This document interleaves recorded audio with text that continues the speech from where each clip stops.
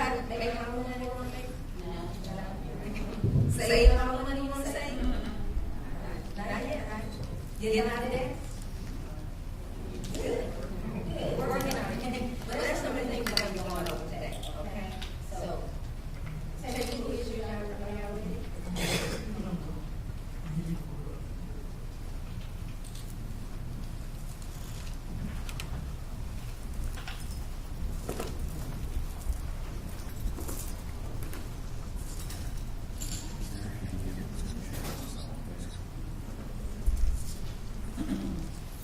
Okay, everybody will turn their phones off for the moment.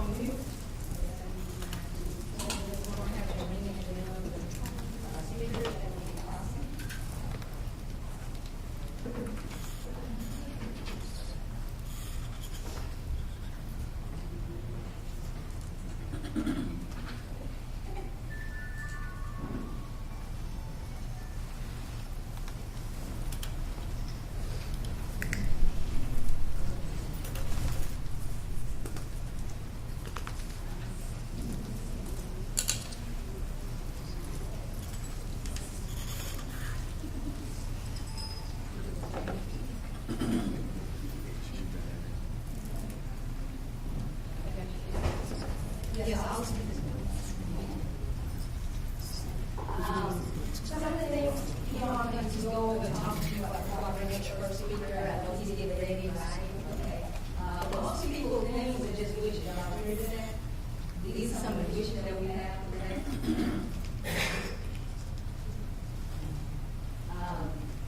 Second home, travel, entertainment. I don't know about y'all, but I'm looking forward to travel. If I have children, I know some of them have children. These are just some of the things that we wish for, but a lot of times we have jobs that happen. We have to, surround ourselves with what's going on with that job, correct? I'm not used to this thing. Sorry about that.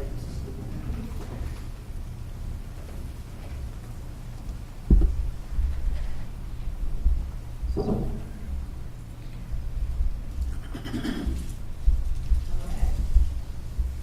Most people have what we call the average ordinary poverty life. That's where our life revolves around our job, right? That's what used to happen to me. I was in the corporate world. I was going to run every day, and that traffic used to pack there, right? Driving every day, you get there, doing the same thing over and over again every day. And I was like, I just can't do this. It just became a burden to me. So I said, I tell y'all what, get emergent, correct? So I said, just give me my package. Yeah, just let me go. And that was in 1989, and I just decided never to go back to 9 to 5 after that. Okay. Now, for you all who don't know me, my name is Althea Morris. I am a real estate agent, and I'm also a financial planner. I help people plan their finances through primary financial services. We do lead out there 4 years. I've been a realtor for 26 years. Okay. And we're going to go over some things with you today, share some things with you about the real estate market as well. Okay. Well, what we're trying to get people to understand is that if you got a business, then your life actually revolves around your business. Because if you have a business, you have control of your time and what you do. And you have others, and they're working for you, correct? So that's what we're trying to get the message over today. Now, this is the reality right here. Right? Most people have what? Big goals and dreams, correct? Now, a lot of times they have big goals and dreams, very little time and then money. And what we're trying to teach you is this, to have, instead of you shrinking your goals to your time and money, we want you to increase your time and money so that you can have your goals and dreams where they want to be, okay? How much money do you need to make? That's what you need to ask yourself. How much do you want to make? How much do you want to have at retirement? And if you don't have a game plan to put together for that, you're going to end up like a lot of these people on Walmart, reading that front door, because you didn't make that plan happen. Okay? Now, I'm just going to stop it here. We'll go over this a little bit later. I'm going to go ahead and bring up the first speaker. And his name is Mr. John Wade. And Mr. Wade is on the Kirk Center. He's a business advisor with Houston Community College for the Goldman Sachs 10,000 Small Business Initiative. And his topic is going to be financing your business online. Okay, so let's give Mr. John a hand.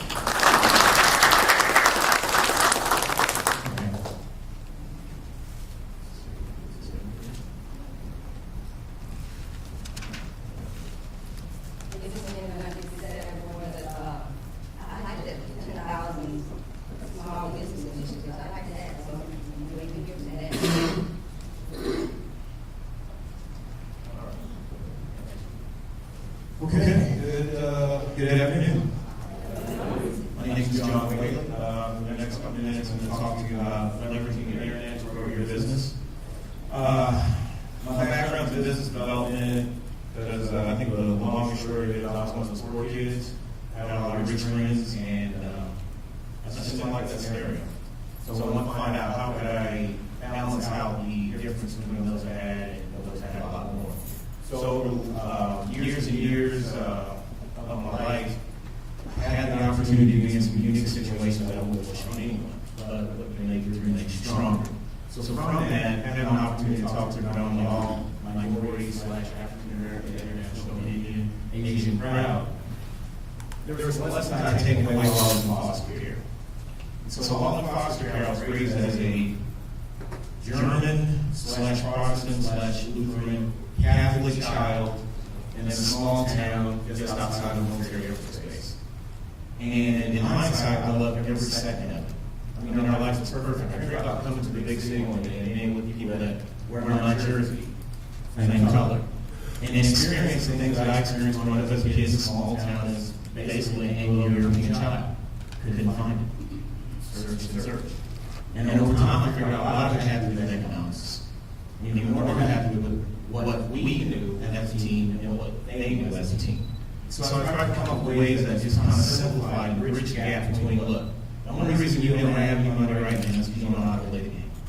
And there's so much game out there trying to run a game on you that it's hard to see what's real and what's pretend. But from having time spent with friends for a while, I used to hang out with people like Tom DeLay. I love Tom DeLay. I mean, at the end of the day, whether you hate Rush, you hate whatever, it doesn't matter. It's a game. All in this for entertainment purposes only. And your mind is what we're going after. So you pick your teams accordingly. If you live and die by the fact that the Cowboys are the best and the Texans are horrible, that's what you get every day believing in your team has a losing season, then guess what? You're in recession. But if your team wins the Super Bowl, guess what? Prosperity for everyone. Because we're out and about and thinking to myself like, wow, I mean, I know there's a lot going on. I see people jumping over my back and trying to steal stuff. I see homeless folks, I see all this, but I'm still paying more for my kids' school than most people make around the world in a year. And so I kept thinking, how do I equate this out to folks that are from a similar background as myself? So social media piece of one of those areas where I heard a lot of hype. Once again, I usually chase hype now because I hate seeing people get ripped off. I've lost so much money behind good intentions of others that I actually made a time of pause to just call people out for what it's worth. And unfortunately, I don't have a lot of friends in this business, but I have a lot of fans. So the first thing we're going to do is we're going to quickly go over how the internet fits into this whole, you're going to get financed one day whether you like it or not. Just put your mind to it and think about it.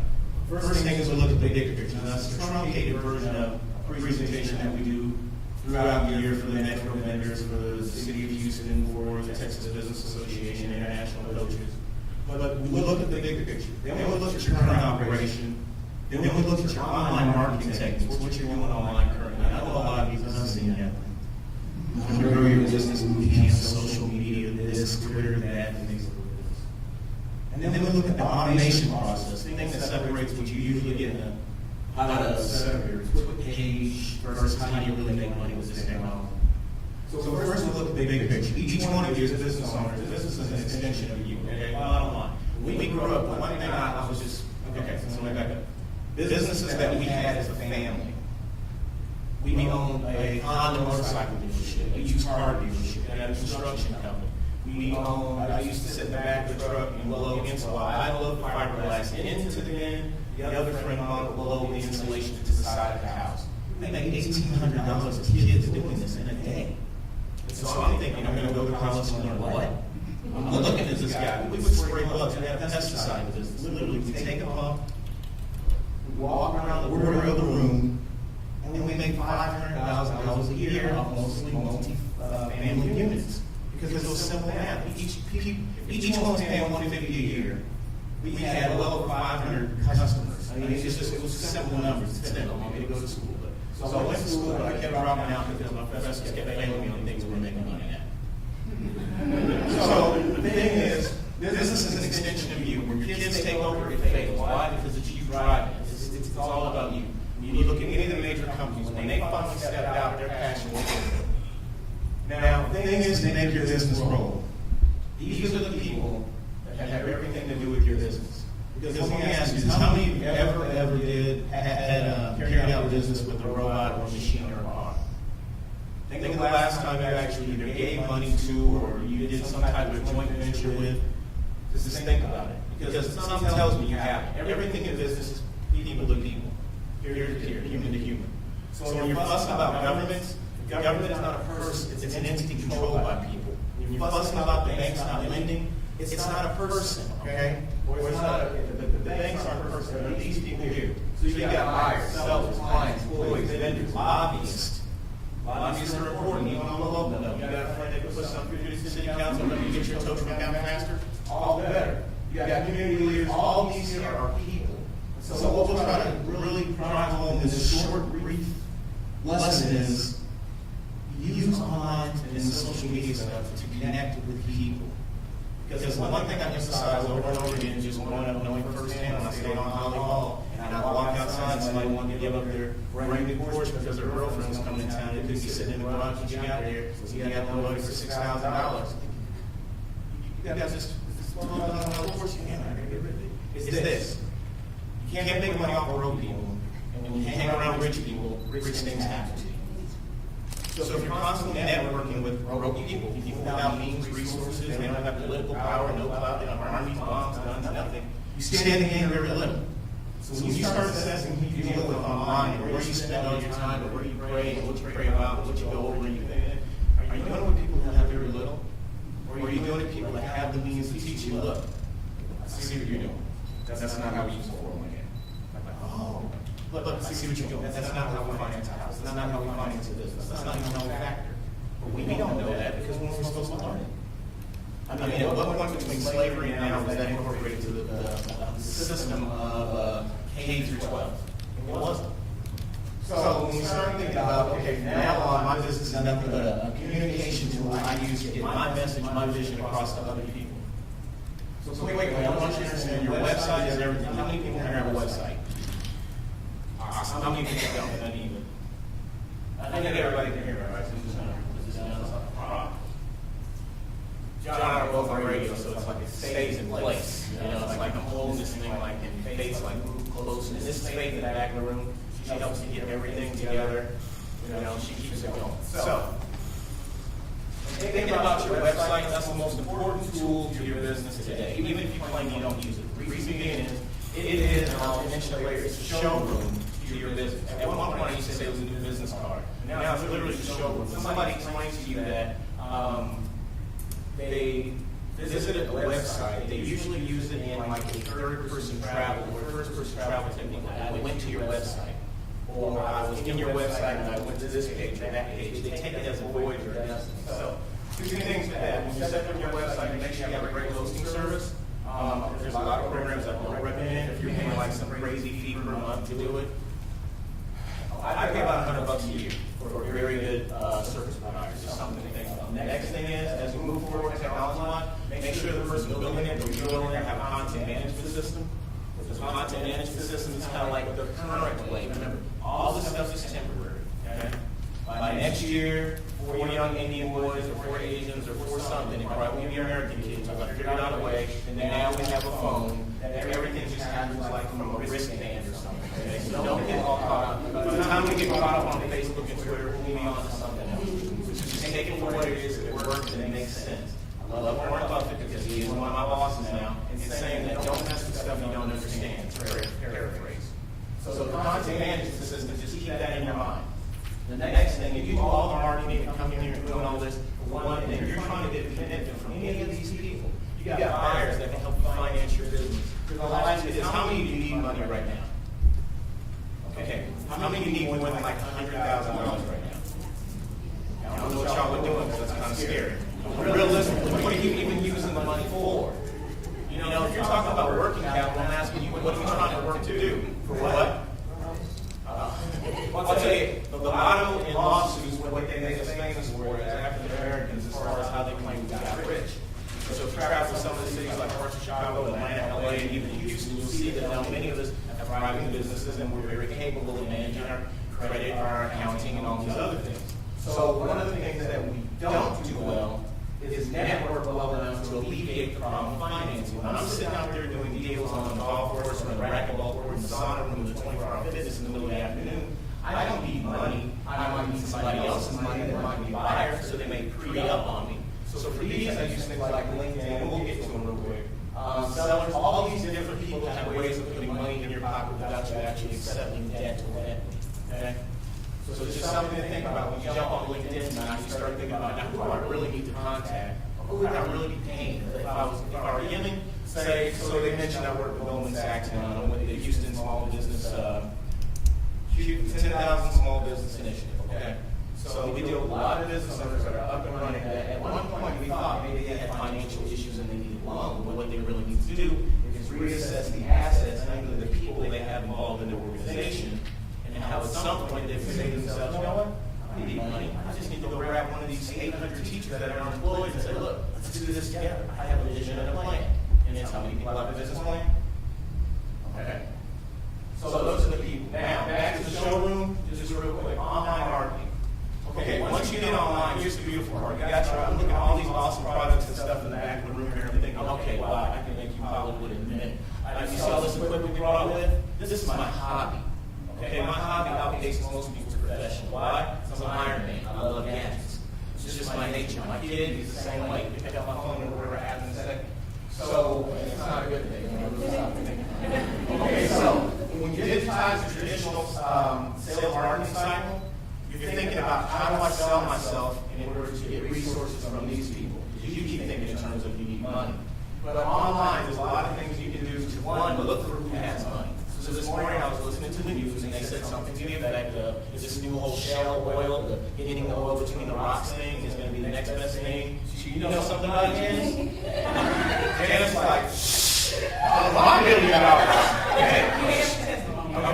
Okay. So what I'm saying is, if you're in the oil capital, remember, doing business in the States is a lot like going to the Happy Club, whatever club it is. Certain people come in and make it rain, they make it happen, they make it exciting, and then the others follow. So in business, it's the same way. If someone's not making a lot of money through the exports or squandering and squashing of others around the world, then there's no money in your community.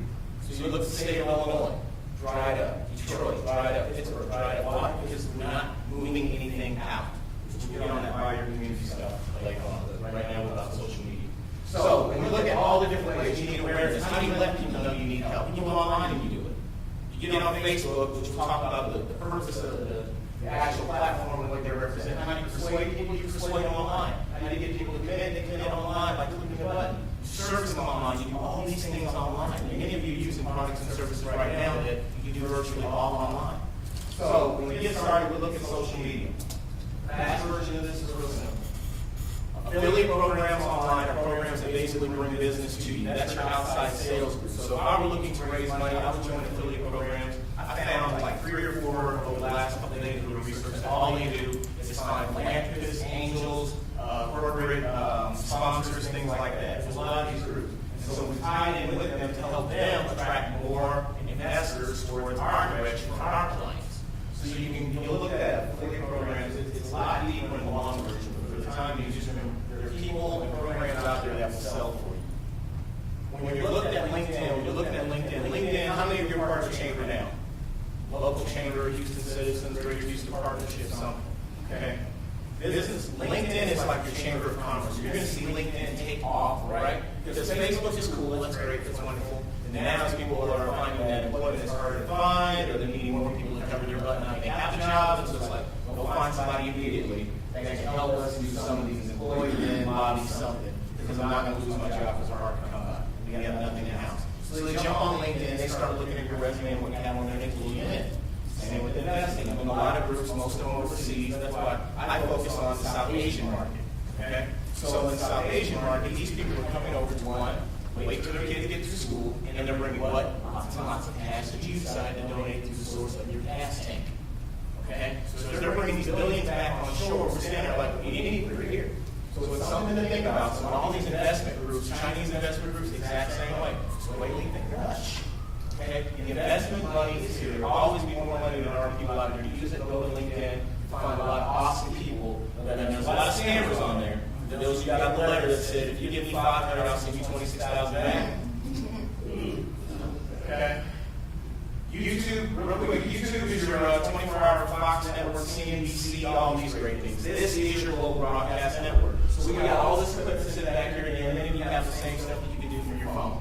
You want to raise money, get your rocket pitch together. Put your rocket pitch on your phone. Put this on the internet. Link to LinkedIn. Find you some affiliate programs to distribute out even wider, and then you start getting calls from people that used to be farmers. But now they're not farmers anymore because there's no money in farming because we bought out all the big companies. So you know what, I'm sitting up here on about $500, $600 million. I don't know what we do with it, but we own stuff like those. What you want to do? What you got there? I got my son's in college in your town. What you want to do? Wow, this man called me yesterday. It's reality. It's not make-believe. If you didn't know that's how the game was played, how would we ever know to touch it? So, look at Facebook. I equate Facebook to a 24-hour George R. Brown party trade show. Because there's no defined group on Facebook. You can't say, well, it's mostly women, it's mostly men, it's mostly young, it's mostly old. My mom called me this morning to say, I'm mad at you because she doesn't check Facebook. I posted a picture of my daughter before I sent it to her. She was at her friend's house, also 70 years old. And she said, you got the nerve to post this on Facebook before you send this picture online to Walmart and have me pick it up. So when you're raising money, you're thinking about it like, wow, you start, I'll tell you, if you want to go out and raise a lot of capital, what you must bring with you are souls, the minds of other individuals. You cannot walk into any lender, any investor and say, hey, I got a great idea. They don't do FAFSA, which is federal funding for students, okay? But what they do is, if you bring us a bunch of bodies, we'll give you some money because if your system works, and we can make money, and we can make them work, or we can make them go to war, we will give you the money to make that happen. So all these people I see on Facebook, they have 25,000 followers and they're broke. I mean, 25,000 followers and you're broke because you don't know how to work the system. So this is your 24-hour trade show. This is a great place to give away stuff, do really cool things, like wow, you get your group all following, get more and more people following. So once you got this huge group, you take it in, go on LinkedIn, you look around and say, okay, these guys really want to capitalize on this specific market. This is saying, the group's saying on the page. So I'm going to bring my 5,000 people to them and say, look, you underwrite me on this here, help me do this. And I know you got friends that have the building, give me the buildings. We do this all online. You go to PayPal and just drop the money on my account tomorrow. And then they go to this other company. Now we have what's called P2P lending, which is peer-to-peer lending. Okay? So you go to a peer-to-peer lending site, and they do all the contracting for you. They get it all set up and all that good stuff. But anyway, okay. Twitter, that's your full-time fax machine / inline PR machine. You use Twitter in financing as far as we'll say things like, look, you just got our first round, you had a big meeting with a group just like this, we were at Fogo Chow, and we raised $600,000 tonight. Great. Who's following us? Who's selecting our Twitter? Other investors and other vendors and all these, because we're trying to convince them, finance the deal for us. I don't want to give you cash, just send the tractors over. Like, well, it looks like a good deal. They got more people, and that's a flying market anyway, so it looks like a good one. We're going to go ahead and give them that contract. Send the trucks over. Okay, now where everything messes up and where most people fall off, you don't have any type of auto capture. So you got this awesome site now, and you remember that all these platforms that are directly drive straight down to your website. Don't spend your life on here. You get on here, you put your information, and you drive them back down to here. And when they get here, you better have the investor link on your page. Okay, or employee or something. So that they know that when they go from, they click on whatever happens here, or let's say they find you somewhere in the system. They see that trade show, you gave away something, a friend mentioned you. So then they go to LinkedIn to validate you. So how many of you are on LinkedIn?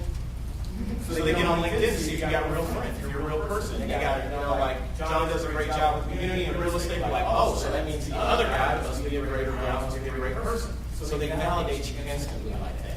Then they'll turn around and say, what else do they have? So then they click on your YouTube channel. You see these awesome videos with equipment back there that costs less than what most of you spend going to a trade show. And it's got this cool little painting effect, and you're walking across the bridge just like you made it outside of Chase Bank or something. Like, wow, that costs $100,000. No, you just turn on the camera, start walking, and the person backed up, and you record it. Okay? So then after they see all this, they watch this, they go to follow your Twitter feed, and they'll see where you're doing a special right now.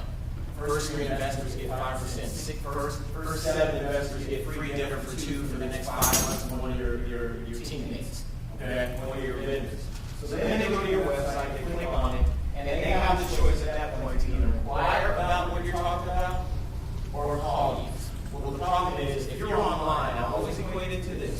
if you're dealing with Oprah, how many of you look at Paul from Oprah right now? She's out on TV, but you get Paul from Oprah, what happens? When we look under the seat, it's there, and then millions of people start buying, right? Well, none of us, I almost guarantee, are scaled to handle that kind of load. And that's what happens when you get online. So you're all excited, and all your time you get online, and now you have investors, and you have all these people here trying to get you up because they believe in your cause, because you are an extension of your business, but there's no way to reach you. So they call, bad number, and they try to email you, no return. You can't even figure it out. So we have what's called client relationship management systems, CRM, Sugarforce, all these different groups, Dynamics from Microsoft. What they do is everything that happens here, website, all these different sites, is funneled back into one system, one big database that's yours. And it notifies you of, oh, by the way, so-and-so's put on this. Oh, by the way, some of the people you're following have done this. And so it keeps us in the loop. So if a person should happen to click directly from here or go to your website to inquire about how to invest in your company, it'll go through CRM. Or I actually have 800. How many 800 numbers? Okay, that's fine. 800 numbers will be about $20 a month. 20, and even that. We met with I think, anyway, so about $30 a month is what you get an 800 number for. The reason being is the easier you make it for the investor, whether the investor is the city, whether somebody's trying to bond you, whether somebody's trying to just work for you. The easier you make it for the person you're trying to gain resources from, the smoother things will go. Trust me. That's why a lot of people that go in there talking, they want government contracts, and realize you're making it harder for the government. That's why they want to do business. Sure, you got a great product, but your back office, your back system isn't as speaking self-powered as you will. Okay, the next thing is, so they inquire. So you see them clicking and linking and calling, they want to know more. This machine right here, this client relationship management, is kicking stuff out. If somebody emails you, 1,000 people email you, you don't have to turn around and email them all back. It says, thank you for your inquiry. If you'd like more information, please do the following. Also, fill out this form. You're playing golf, you're looking for more people. Okay, so after you get them going, you got the leads going, what you're really pushing for is the close of the commitment. Because you remember down here, you're trying to get the commitment, that's all this marketing and stuff is about. So you go up here and they have event rights, which brought you here today, right? For most of you, that was a close. That's what you want. That was the closing of the deal. Okay, and we move to the next level. You have cloud services like appointment schedulers. So for me, I hate people picking up my brain for free. I used to do it for 4 or 8 years because you sat there just, this is what you ought to do. You ought to do this, you ought to do that. Anything about this, go check out that one. For 8 years, just free. So where I go, people are like, hey, can I ask you something? Sure, but first they just call and say, how are you? Then they start asking questions. So we use appointment schedules. Online schedule is the same one you use to book your hotel, book your car, book everything else. Imagine if each one of you had your own appointment schedule. So that they don't have to track you down. They go online, they see what you're available, they click, and it's done. Last thing is, how many of you can accept credit cards? Okay, I need 100%. You can't accept credit cards, you're not even in this game. Because how would somebody be able to donate to you if they got to send you a check?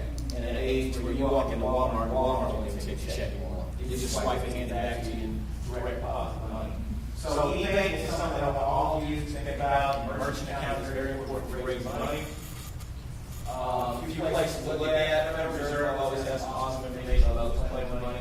SBA has some great information about understanding accounting, from the balance sheet, all those great things. And then lastly, being a proficient at Google searches is awesome. You go to the Google Help Bar, you learn how to use something like Site, .edu or GOV, and you'll cut down on a lot of trash that's out there. So that's my time. You can raise money online, but remember, it's not about money, it's about getting people to help you in your cause. All right?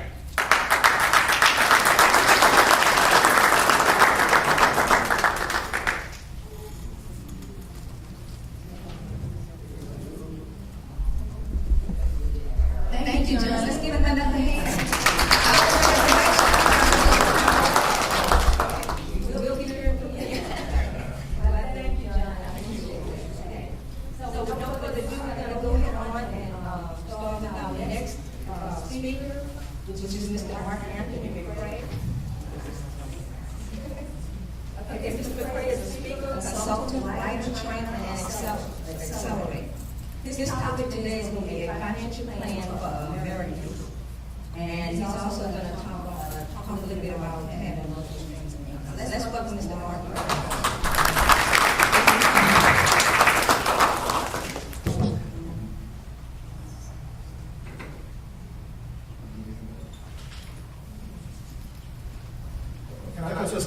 co-sign what John did? Can we just co-sign that and be done with it?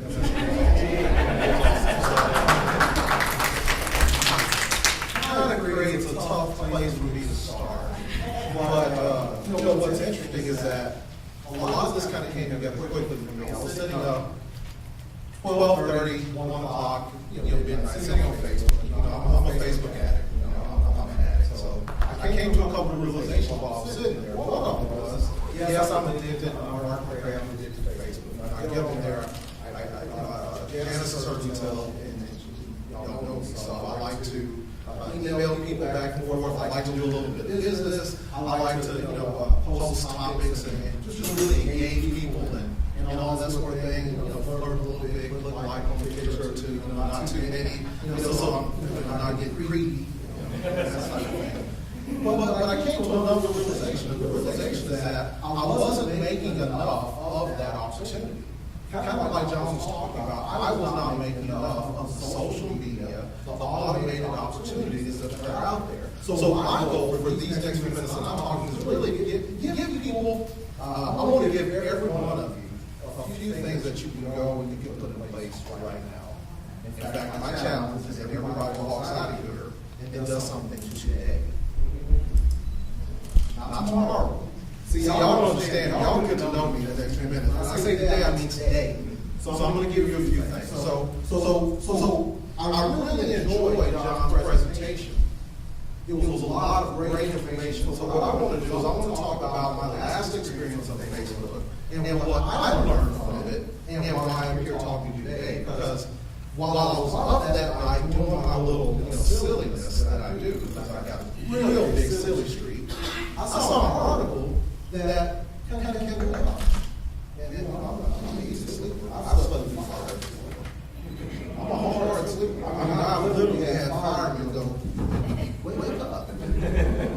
But I saw something that made me stay up. I could not sleep. There was an article about the Pew Research Center that came out a few weeks ago and said that, on average, white Americans' median income in America is 20 times the median income of black Americans in America. Now, there's not 20 people on this side of the room. There's almost 20 altogether. Just imagine if it took all of y'all to equal my median net worth. I couldn't sleep. I was like, what is this? I mean, I was sick, y'all. I was sick. 20 times. $113,000 median income versus $5,700. $5,700 median income for the average black family in America. Now, for Latino families, it's not much better. It's like $6,000. So how does this happen? Sure, there's injustice and there's inequities in our society. There's no question. But John talked about it, and I really liked his presentation because I'm in the same vein. On the macro level, times are tough for a lot of people. But on the micro level, there's no reason why all of us can't excel. Your household doesn't have any connection to what's going on in Washington, D.C. at the end of the day. We each have the ability, you have the ability to make choices that are going to make your outcome different. My pastor always says that we can choose ourselves into a different place in life. And so that really struck me. I said, $113,000 for $5,700. How do you work your whole life? And at the end of a 10, 15, 20-year professional career, your net worth is $5,700. That means, are your kids going to college? Not without help. Are you taking any decent vacations? Not without help. When you die, are they going to be able to afford to bury you? I buried a couple in-laws. People, your children shouldn't have to go into debt to put you in the ground. And so I'm not trying to bring this down, but I just want to kind of tell you how this is weighing on me. The reason it's weighing on me, there's one more. For a single black woman, median net worth, any guesses? Single black woman. Let's take the $5,700 and assume that that's a healthy, thriving household. If you're a single black woman, what do you think that's median income? $3,500? $35,000?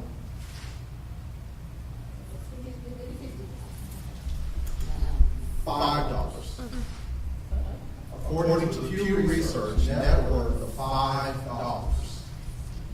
That is, I've heard someone say, that's scary. That's absolutely terrifying. So now we've done we'll do some questions. We've done the horrible side, because you gotta remember, I'm an optimist. This is about moving us forward. The only reason I feel confident in sharing these statistics is because all of us either fit into this category and we don't want to admit it, or we know people who fit into this category and don't know how to get out of it.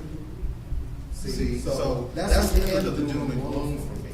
You know, that's the end of it. Why do I care? I care because I'm not like John.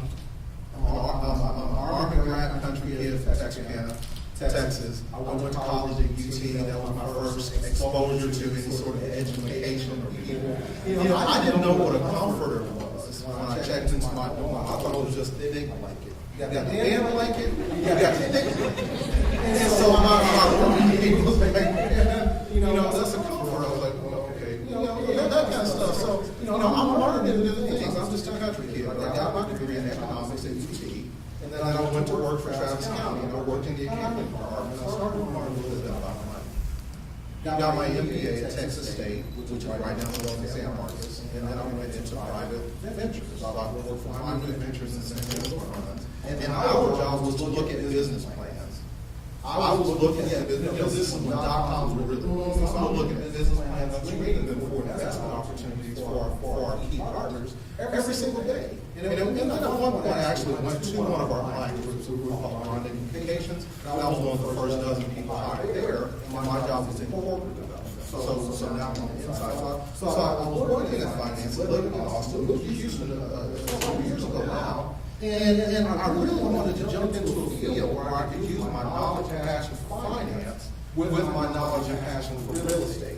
We're going to talk about real estate and investing in a second. And so I launched a private equity, hard money lending, private venture firm. Now, this is where we start to turn and become relevant to all of us here, become relevant to you. I worked with basically 4 groups of people for the last 9 years. 4, rising, rich, and super rich. My Rolodex of people that are worth 50, 60, 70, 200 million is very deep. I never quite know why. I'm a man of faith, and so I'm kind of going through my day-to-day, and I'm like, why am I meeting these people? What am I learning here? What are the things? And so what I found is that there was a purpose to it. And that's part of what my life is now, is that I like to do what I call a financial reboot. We're going to talk about 7 things to get out your hand. We're going to talk about a financial reboot. If they don't apply to you, apply to someone else that you know, or talk to someone. Because I got to promise you, I mean, I didn't even know how to start this thing. You come in and they say, oh, you should start with a joke. Or you should start with, I'm not a good joke teller, or you should start with icebreaker, or you make everybody raise their hands, or engage them, and make them fall back and do trust, or all that kind of stuff. And so I don't know how y'all are. I was feeling this thing so much that I didn't even really know where to start. And so I want to present these 7 things, and what I want us to do is get really specific with a couple of them, so that we can each go and put some things in play in our lives. Because the bottom line is this, I'm going to say this and we'll close with it. Everyone's heard the statement, the rich get richer, and the poor get poorer? Yes? Yes. What I learned is that the rich get richer because they keep doing the things that rich people do. And the poor get poorer because they keep doing the things that poor people do. That's the bottom line. We'll reiterate. So let's talk about these 7 things. Let's go through this. Now, I don't have a PowerPoint. I wrote it down in my notes. I said, I need to. Well, you need to start using PowerPoints. Because PowerPoint's cool. But there is a method to the madness. What you're supposed to be doing right now is writing down what I say. So the idea is that it keeps you more engaged as we go. So back to the Pew Research study, and let's get to 7. So I'm looking at Morning Joe on MSNBC. I like Morning Joe. And so Melissa Harris Carey, I don't know how many of you know her. She comes on, she starts talking about the same study. So I'm like, wow, I need to know this study because this is the second time. And I kind of believe I'm about to read. So if I hear some parts, I'm like, I need to pay attention. So she's getting home there, she starts talking about the jobs bill. And I said, you know, I started going crazy. Because this ain't about jobs. This ain't even a little bit about jobs. And it's certainly not about jobs that the government can create. It's about these 7 things. Number one, we have to turn off the television and get a financial education. Now, I'm a little bit blunt, and so I don't mean to offend. However, if you know more about icing cocoa and the Kardashians than the pros and cons of a Roth IRA, you're falling behind. You know, John said so well, we'll touch on it in a second, but we have to do a better job of getting a financial education. What are you reading? You might be like me. I'm an Army grad from the country. I didn't know anybody that knew any of these things regarding money, so you got to pick up some books. There's fundamental books that everyone should have already read. You should have already read Think and Grow Rich. You should have already read The Richest Man in Babylon, George Clason. You should have already read Rich Dad Poor Dad, Robert Kiyosaki. You should have already read by Stanley Danko, Millionaire Next Door. Get a financial education. We have to sacrifice the television. 250,000 people, according to Gallup, gave up television last year. Not turned off cable, but got rid of their TVs. And I'm going to urge all of us to do more of that. Let's turn off the television, let's get a financial education. Number 2, I like this point. We got to work together. We have to work together. I like to work, I like to move around the room, I talk to everyone, and I hear what your businesses are, I hear what your visions are. And it's wonderful, it's exciting to me. But for your vision, there might be someone back there that can also partner up with you. And then we can go as a people from this sort of one-off mentality to something that can build some real steam, something that can build some real energy. I'm really passionate about this one. I was doing some studying on lions, pack hunters, ultimate pack hunter. The Bible says the lion doesn't turn back before any foe. Nothing can stop it. But the lions don't come alone, do they? They absolutely do not. But the best pack hunters work together. They all have roles. They communicate. They are family. They assign responsibilities. The females, the males, they have strategy. They decide together. This is the prey. Are we going to overpower it? Or are we going to outlast it? Or are we going to use our cunning and figure out how to take them that way? Or are we just going to yell, "Rah!" and scare them, and then they fall? See, we have that kind of power together. We don't have that kind of power individually. So we have to work together. Are you in a mastermind group? I've talked to a couple of them. I have a mastermind group. Get with me about my mastermind group. Get my business card. I don't know how many slots we're going to have up in Houston, but we have to work together. Number 3, and I'll go a little bit faster. No more trinkets and doodads. Trinkets and doodads. What's a trinket and doodad? Overly expensive cars. See, I have a goal. When I get really big into this, I'm going to try to put Cadillac out of business. At least for a segment of the population, because if you don't have X amount of your savings account and get with a wonderful financial professional like Althea Morris, but if you don't have X amount of your savings account, why are you going to escalate? Why are we driving not a 6 Series, that's a BMW. Why are we driving an S-Class up to the apartment complex? I see that all the time. My goal is to make Kia the biggest company in this country. Because we need to do that. What's another trinket? Overly expensive watches. Overly expensive vacations. And there's nothing wrong with these things, but it's about timing. It's about delayed gratification. And again, if this doesn't apply to you, then it applies to, we need to apply this to how we're raising our children, perhaps. Or nephews and cousins and other people. So a few more points, and then let's do a few specifics. Get roommates.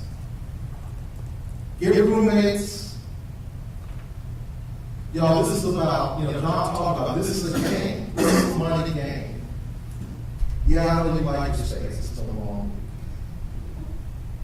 But if you have extra room, why not rent it out? Take that $200, $300, $400, put it in the bank. Get married. Stay married.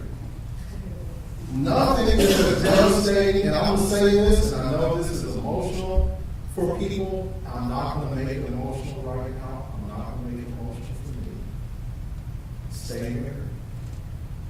Nothing is as financially devastating as divorce, especially men. And I gotta say this, women too. But I'm always to the point, and I love how some of the work I've done in financial advising in the past. I did make a lot of it. I'm almost to the point of telling people, look, just stay on the opposite ends of the house.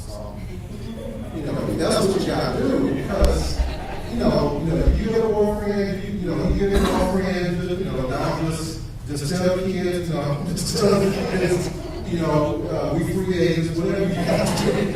Because this is getting crazy. Number 5, let's finish up. Save and insure.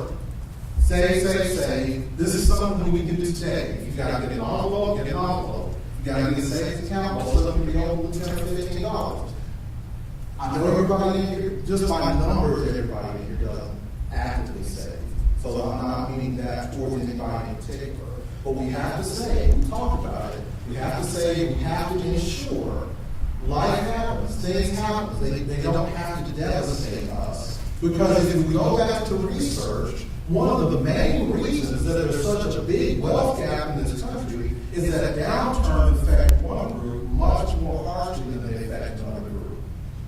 See, there's not necessarily fundamental faulty wiring in minority communities. A lot of times it's that when certain groups get hit by devastation, now they have to go to the retirement fund. See, because we have trained ourselves to set up a rainy day fund. So something happens, we have to sell off jewelry. We have to sell off assets instead of having somewhere we go to. So there's nothing fundamental wrong with our arms. So we're going to say, absolutely. Final 2 things: less reliance upon jobs and more reliance upon businesses and careers. What's the difference between a business and a career? A career is a profession, and we're going to talk about careers. Careers are professional pursuits. We all know this. They take extra training, all that. I really want to focus on business ownership. Everybody has an idea.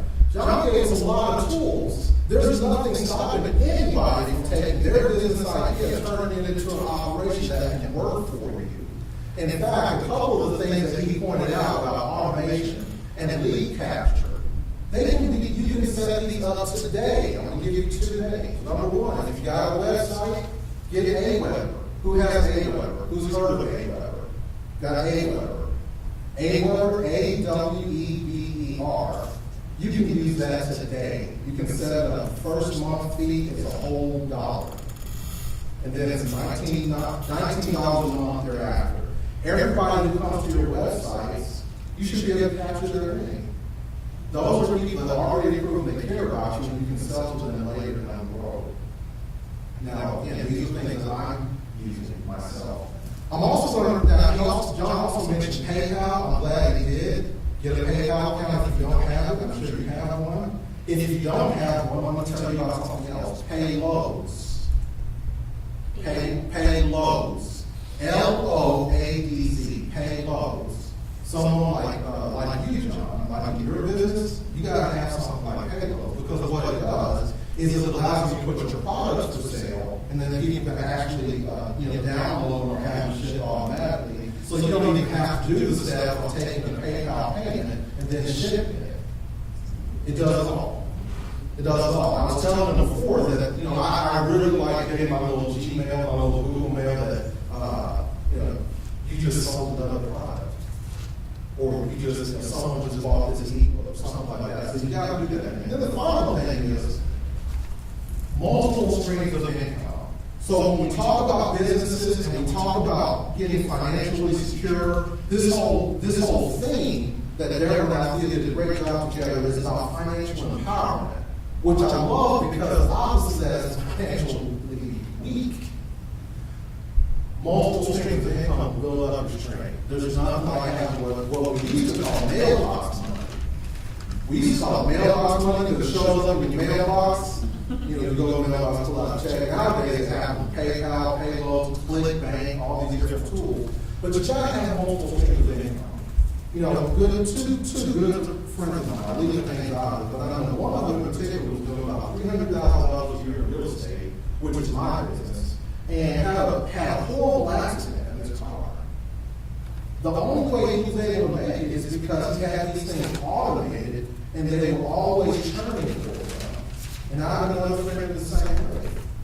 And again, just leave the name out of it. I wouldn't mind introducing anybody to them. But multiple streams of income is that final layer of the 7 steps that I believe all of us have. I believe they're all tangible. They're all right there for us. They can be accessed through Facebook. You're on Facebook already. I've seen you. So, Twitter. Let me say this about LinkedIn as I wrap up. I'm not a huge fan of LinkedIn because it doesn't stroke my ego as much. You know, however, I'm making more money off LinkedIn than any other stuff put together. LinkedIn drives business. LinkedIn drives real prospects, not just people that just want to see what you want to say. So if you're not on LinkedIn, and by the way, everybody in here is on LinkedIn as well, but your profile is like 85% complete. You know, they have a little graphic up there that says, your profile is not complete. Would you like to complete it now? Go complete your profile. This is easy, you can do it in 10 minutes. And so that's the end of my presentation. So what's our bottom line? The rich people do get richer. It is a game, don't talk about it, but it's because they do things that rich people continue to do. And the poor people continue to do things that poor people do. I gave you 7 things, several of which you can put in place right now. If you have any questions, get my card, ask me. These are things that I do. There's no charge, it's not my business. In this category, this is for us. Ask me, I'll help you. Thank you.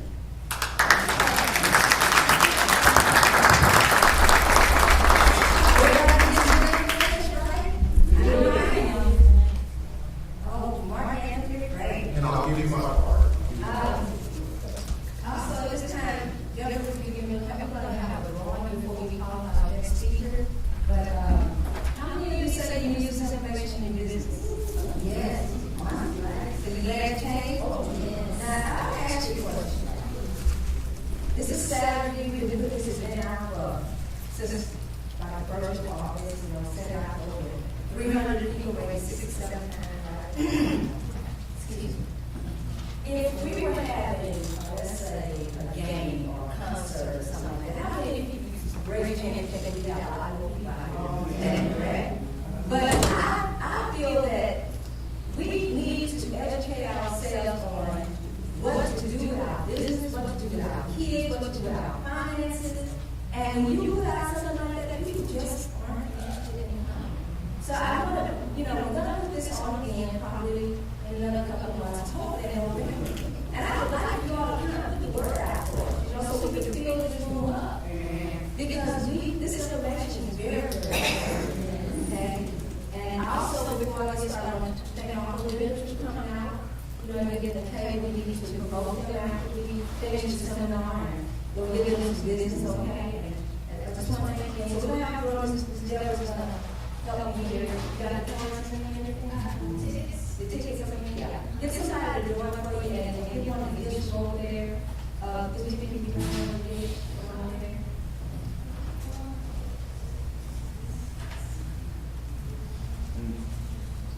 Also for the vendors, before we leave, I want to get some good photos and all that stuff of you with your booth, your merchandise, that type of thing. Get some product pictures with you. And then if you have your seal, your speech, it will also be videotaped and we'll have some on the table with you again. Awesome.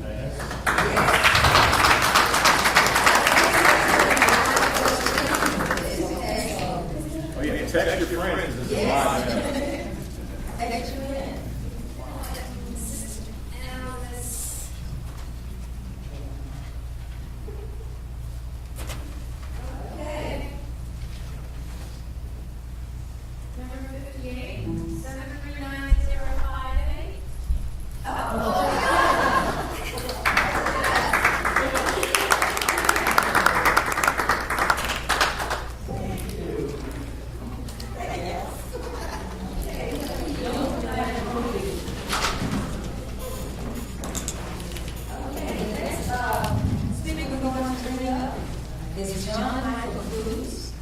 Mr. Cruz has been in mortgage business for a long time, over 18 years.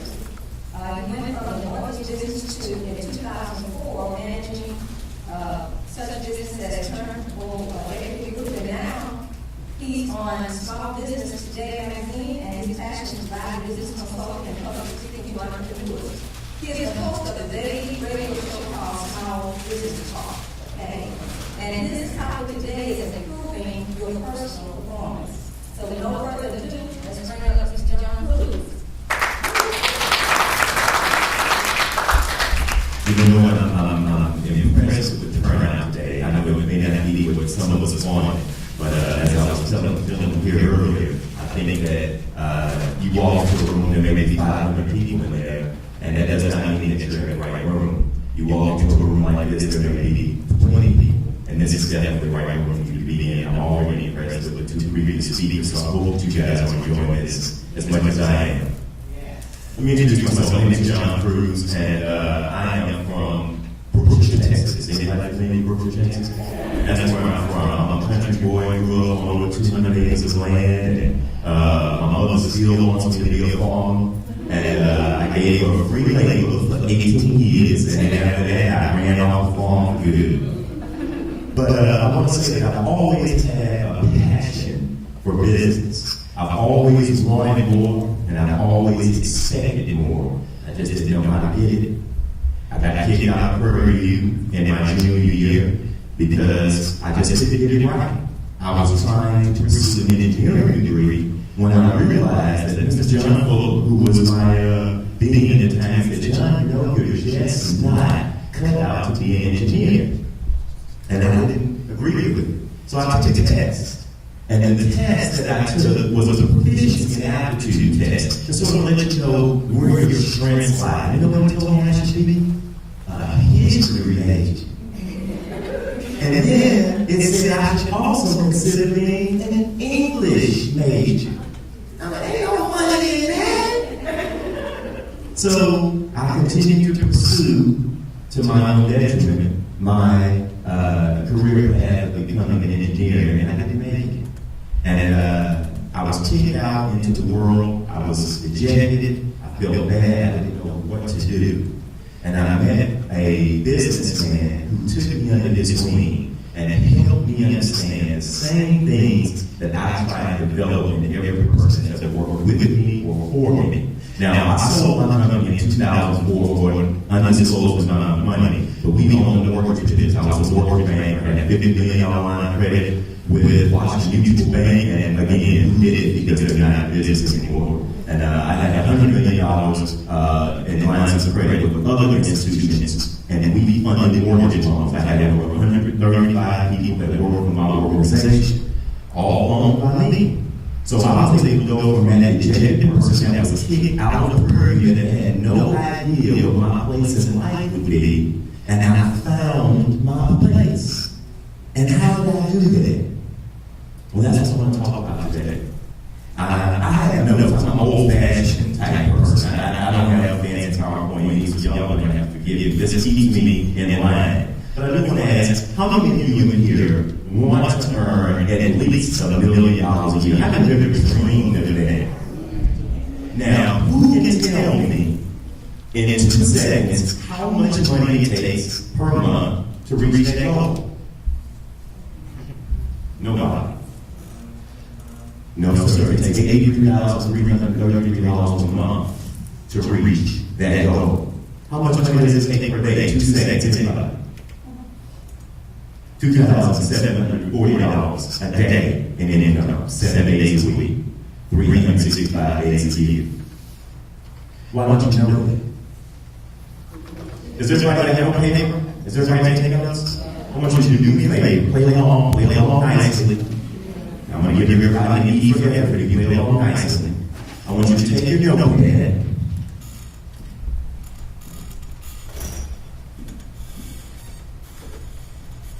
Everybody, your top 3 goals in line, right? Take your notepad. Do this for me. Put your notepad on top of your head. And I want everybody to do this. I'm not excusing anyone unless you don't have a notepad. Now, I want want you to turn and take your pen with your other hand, and I want you to write your 3 top goals in life. No, don't take no pad off your head. Put the pad on your head.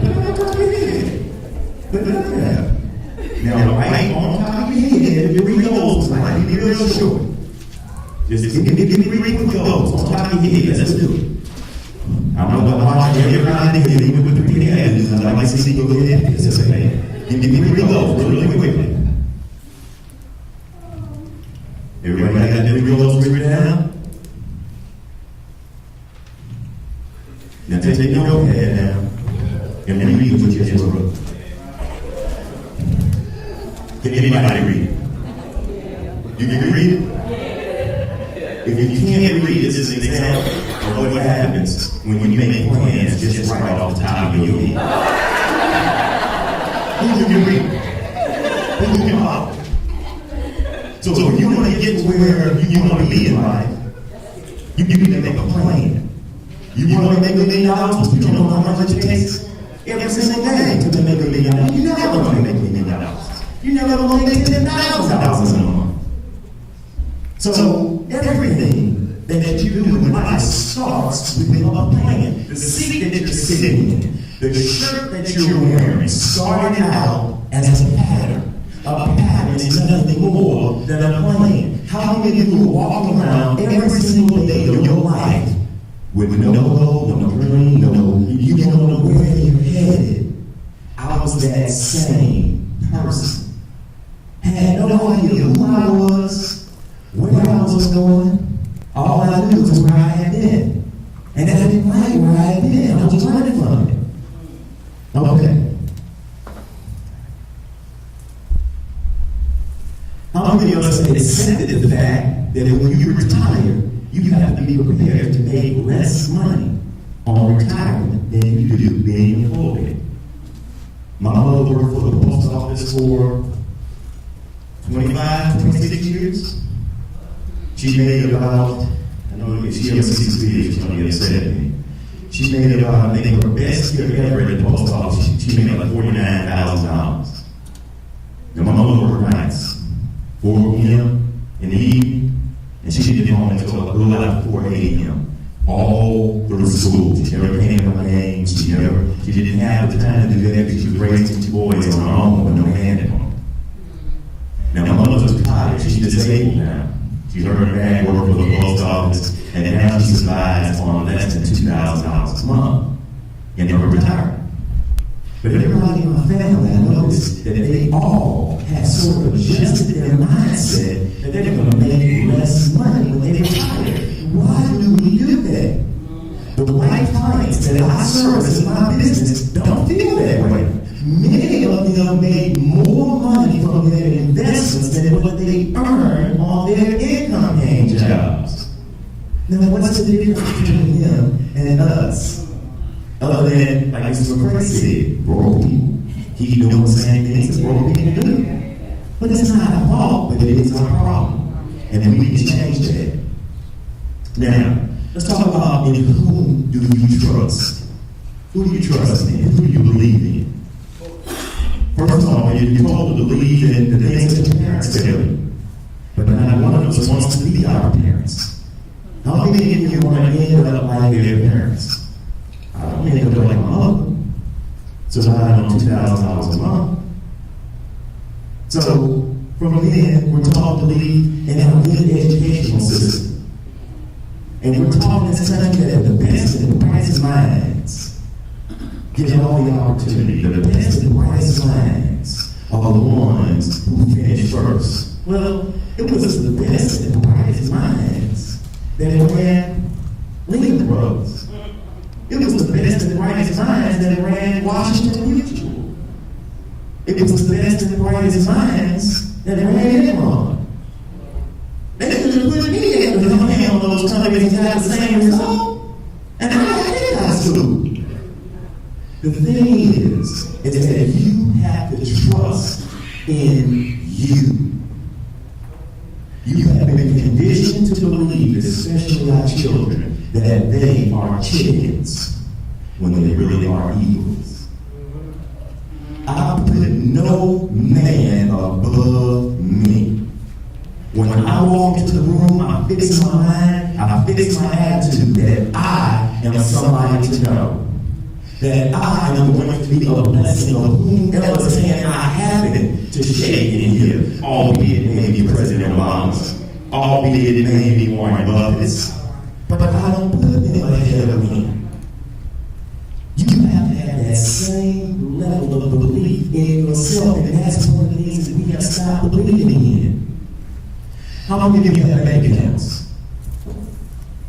Now, I'm going to assume that there's nobody in the audience who's looking to rob anybody today.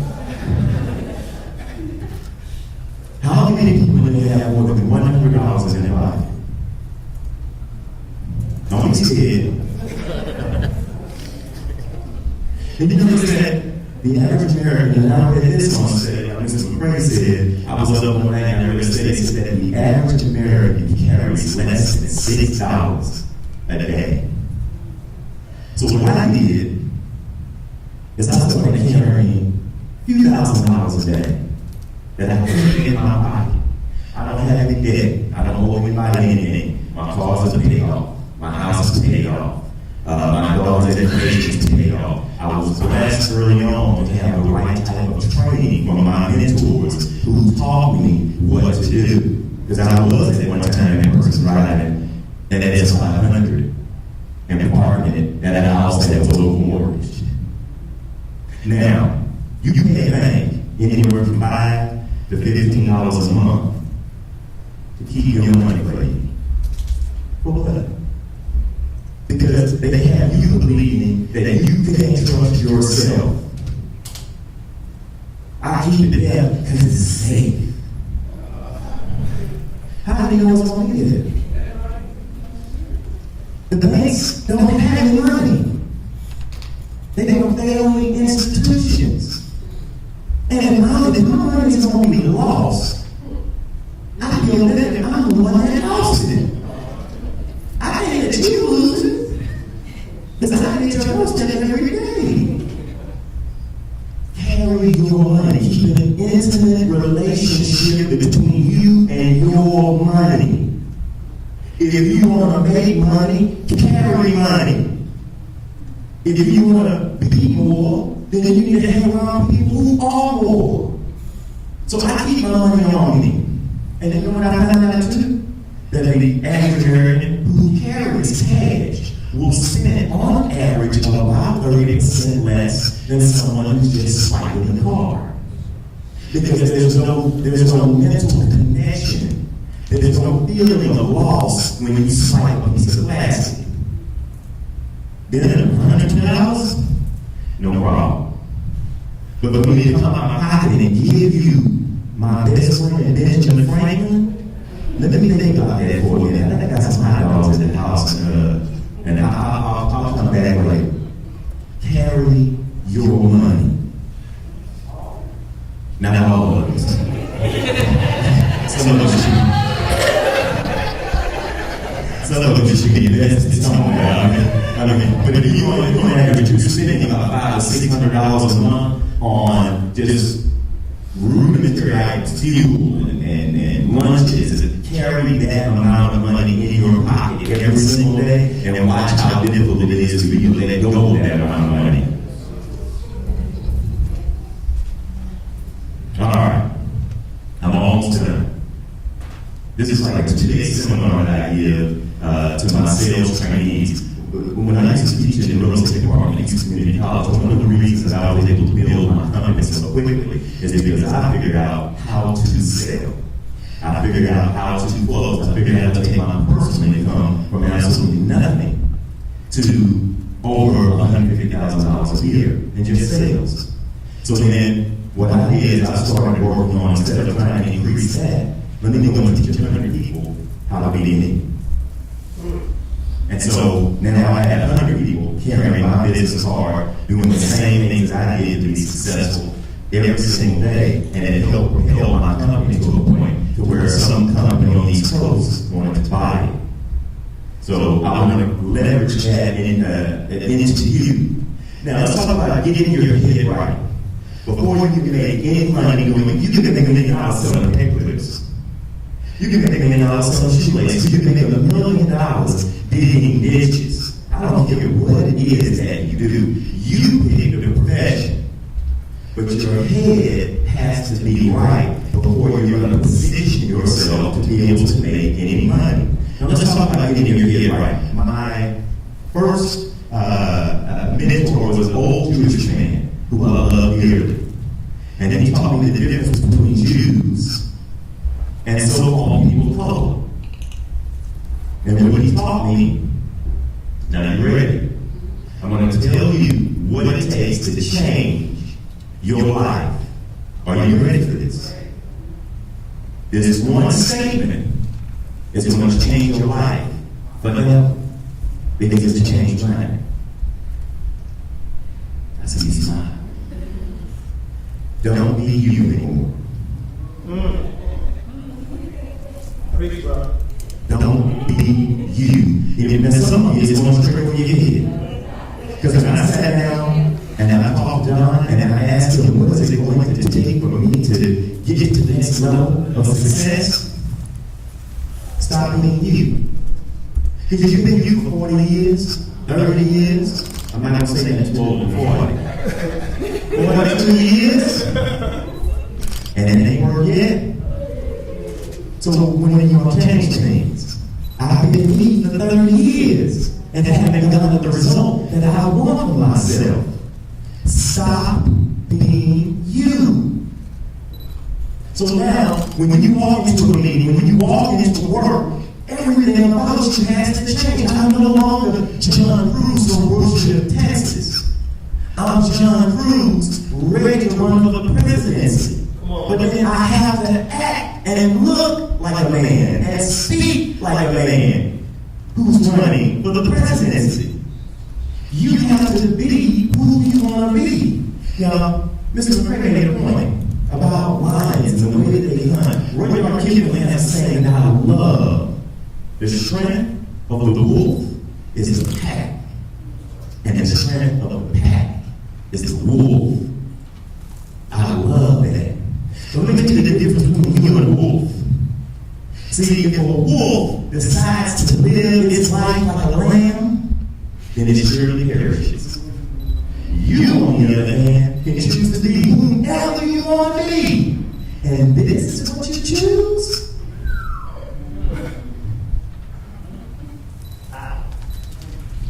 All right.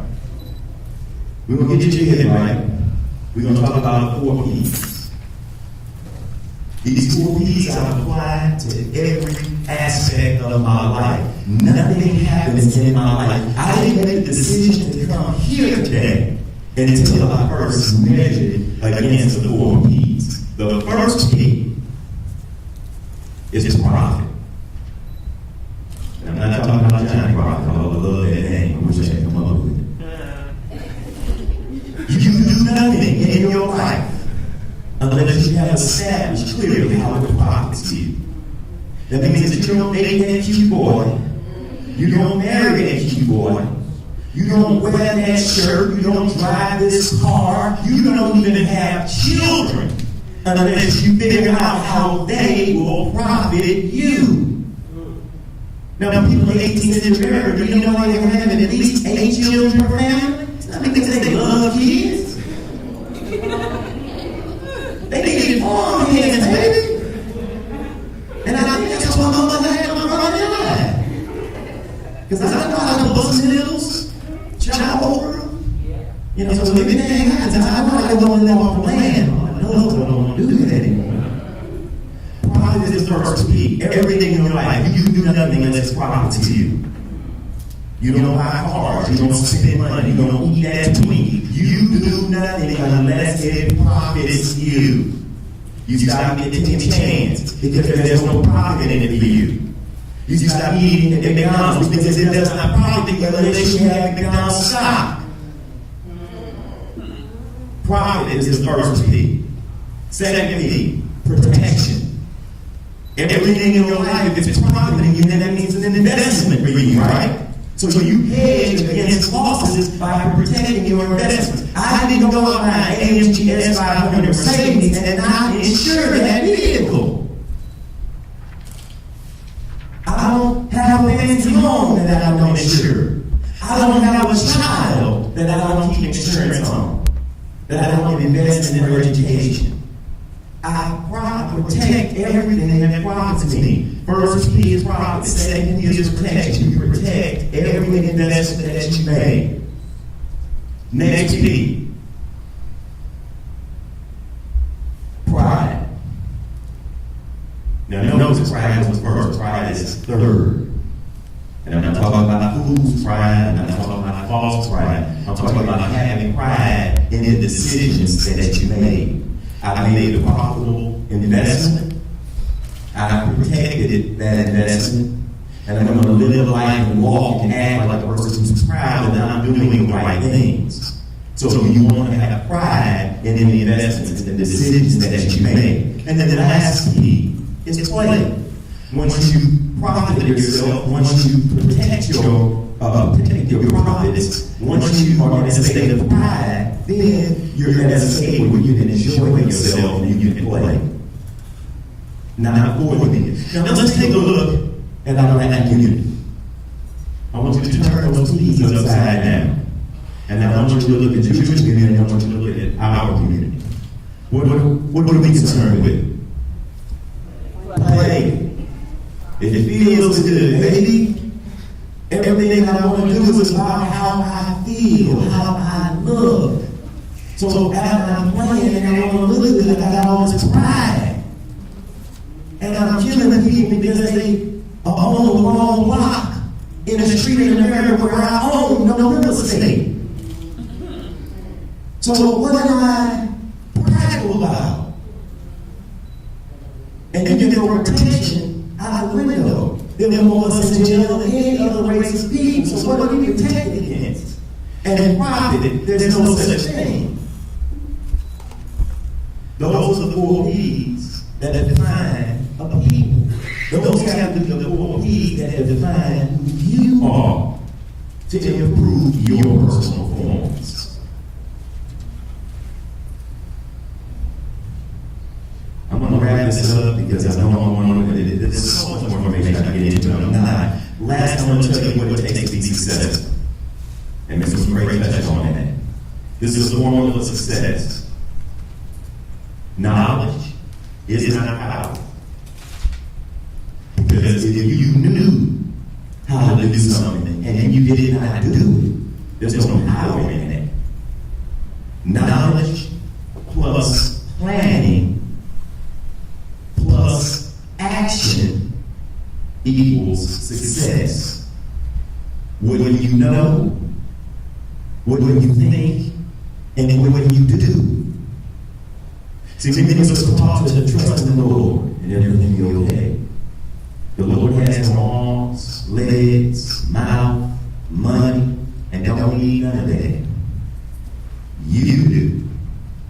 So when many of us are trusting in the Lord, He's trusting in us, that we're going to get up and get about our business and do something that He can bless. No action, no God. Because God is a verb. It means something is happening. Amen. So if you want more God, you got to have more action. Come on now. Preach, bro. Now, I'm not preaching, but I will take a pledge. All right, I'm wrapping up. I talk about getting $1 million, and you have to understand what it takes to get $1 million. Now, I'm using $1 million metaphorically, because life is not all about money. Your $1 million may be getting a better job. Your $1 million may be losing 50 pounds. Your $1 million may be paying for your child's education. That may be your $1 million. Money is not everything, but the quality of life that you live is all about money. So how you live and the things that you do in life costs money. Money comes into play, and your education about money is going to be very important for the legacy that you leave, not only for your own good name, but the legacy that you leave your children. I hope that you guys will take action on some of the things that have been talked to you today. I really, really appreciate the opportunity to come and spoken to you guys. You are a great crowd. I appreciate you.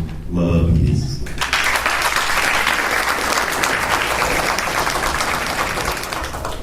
You guys, I don't know about you guys, I don't see what we can get any more positive information we got here today, right? We definitely have this in. I agree with every one of the speakers. For the past 4 years, since I've been in America, you go through a metamorphosis, you go through a mindset, a mind change.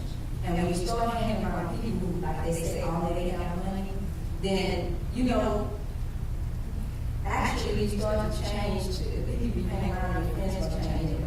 Because people are looking at our brain and saying, well, you're always doing around, you're always doing, you're always this, you're always that. Yes, because I'm in the catch-up phase of my life, And I try to talk to young people today and tell them that you don't have to be in the catch-up phase. If you just do what you need to do at the young age where you are now. And sometimes I'm trying to talk to them and they tell me, and I say, how much you make a month? $5 to $8 per hour. $5 to $8 per hour. And I said, and you okay? Yeah, I'm good. Well, if I could show you how you make a 6-figure income, would you be interested in learning how to run? I think I'm okay. Where did they get that mindset from? It's because of what we're told, just like Robert Kiyosaki said, grow up, go to school, get an education, and work on a job for 40 to 50 years. And retire with that gold watch and image. No, that is over. And then so you remember that we started talking about multi-level marketing back then. And people think that's a bad word. But you see it happening now. More and more people are going to multi-level marketing because they don't have jobs.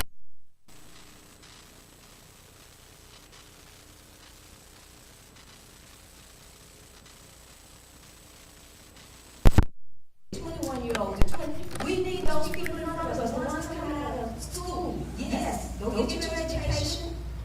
If you must work in the corporate world, go in, find out what they're doing, and then get out and start your business and employ other people. We got to get the mindset different. To thinking different. And I'm not going to go on because I'm so excited about it. What's going on? That kind of stuff just gets me all riled up. But I'm going to do one more drawing before our next speaker comes up. And after that, we'll have one more. And I know you guys got your back that we started late, but trust me, we're going to disband in a minute and we're going to go back there and we're going to see what you got for all of that. So don't get discouraged. I know you can't make some money. So we're going to help you make some money, okay? Just give us a little time. Okay? Go ahead. By the way, we can't stay here past 6 o'clock because I do have the keys and all the head honchos are out of town, so. Let me get one of the guys to, park.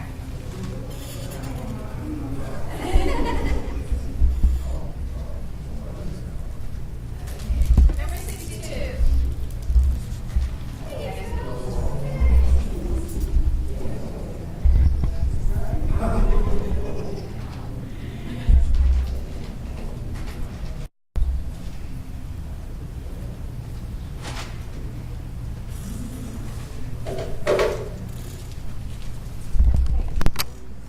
All right, now we're going to bring up our next speaker.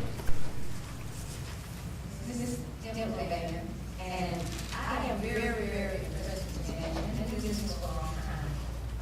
I met this man back in February when she came and joined with us. And she's one of these young ladies, like she puts on the events for the International Trade Center. The flyer that you saw, she put that together for us. And so this is what she does for a living. And I would like for her to come up like a steel thunder or anything like that. Maybe she can tell you a little bit more about what she does. The name of what company is DG Marketing. And she's going to tell you a little bit more about that. I think she has a little. I do have a PowerPoint. Yeah, I did want to play a little YouTube video for you, but we had the internet a little while ago and it kind of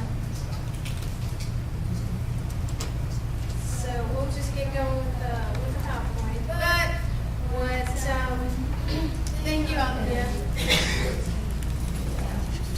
A little bit about me. Been in business for about 20 years now. And, okay, stop counting. Do I really need this? I don't know. And I actually started off in the printing and graphic design business through my dad, who taught me pretty much everything I know. And then later on, I got into marketing and management consulting. And when I got to the International Trade Center, I actually started planning international events for them. So those banners you see up there, we had the Texas Africa Business Summit last year. We also had the Texas China Business Summit.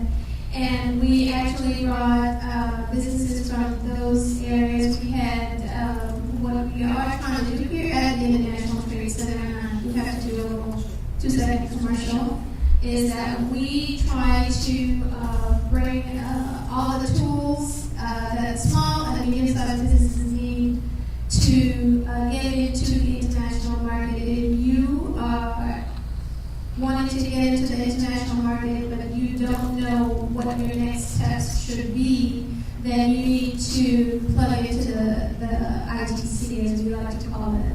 The website is itchouston.org. It is a nonprofit organization, and we have events here almost on a weekly basis. We have luncheons. A lot of the stuff that we do, the events that we do, are free to the public.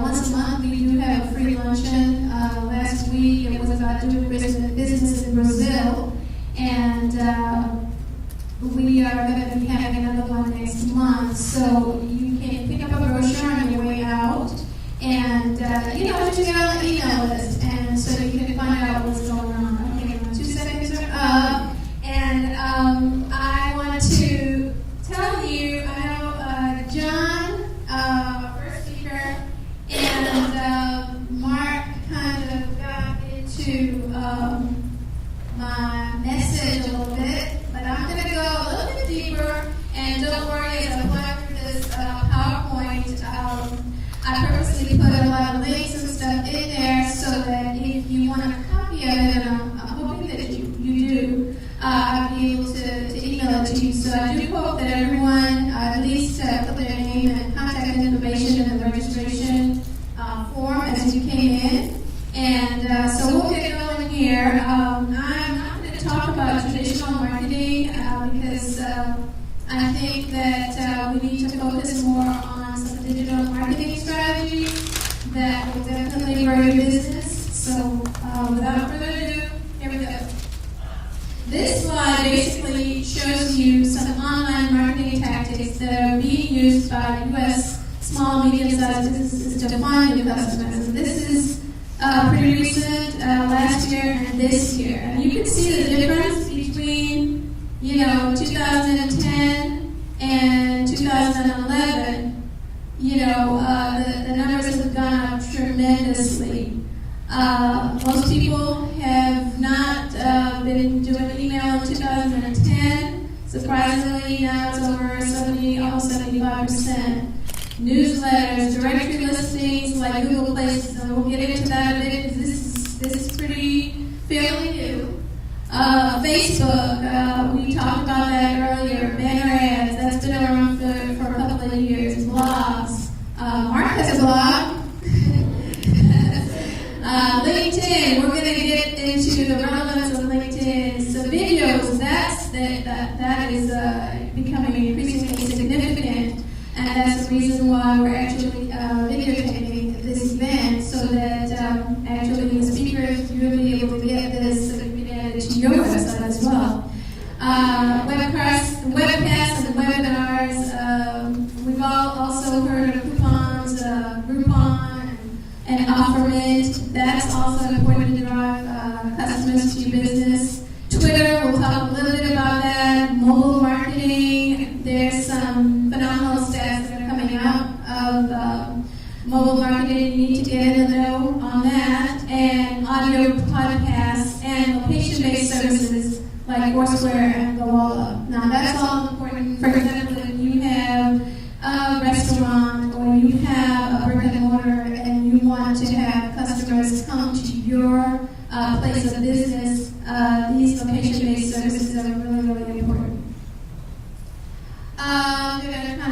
this because of time, but this is just basically a diagram that's showing you a digital marketing approach where there's, addressable advertising, contextual marketing, social marketing, and transactional marketing. And it basically is showing that there is a shift in strategy and approach, not just in channels. And once you get the PowerPoint, you can dig into my notes and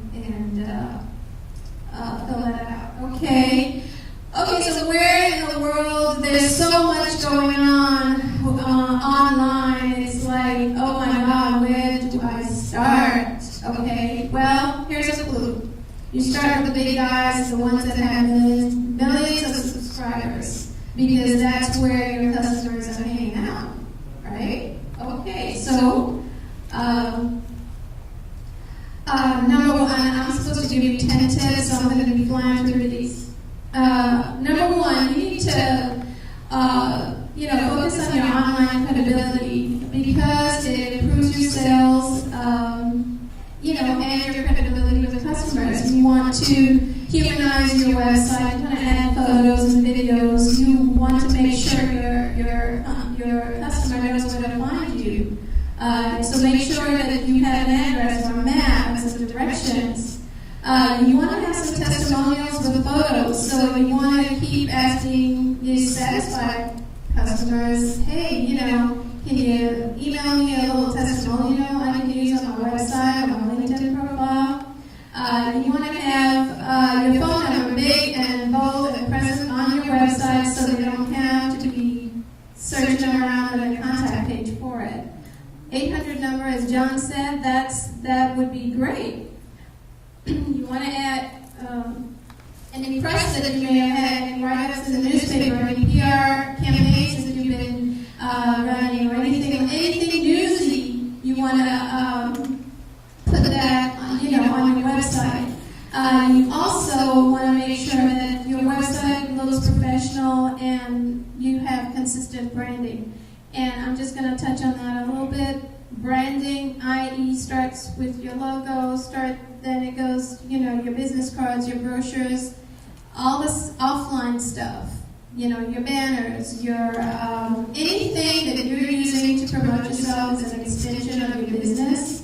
And in other words, you can't be ordering your business cards from business.com because it's, it's free and they have pretty flowers and everything, but you're in a spa business and it's got nothing to do with what you're doing. So you're sending out mixed messages and that's not going to help you. So you want to be consistent with how you're looking. So your website needs to reflect your brochures and your business card, your branding, what you look like online needs to be reflected in how you look offline.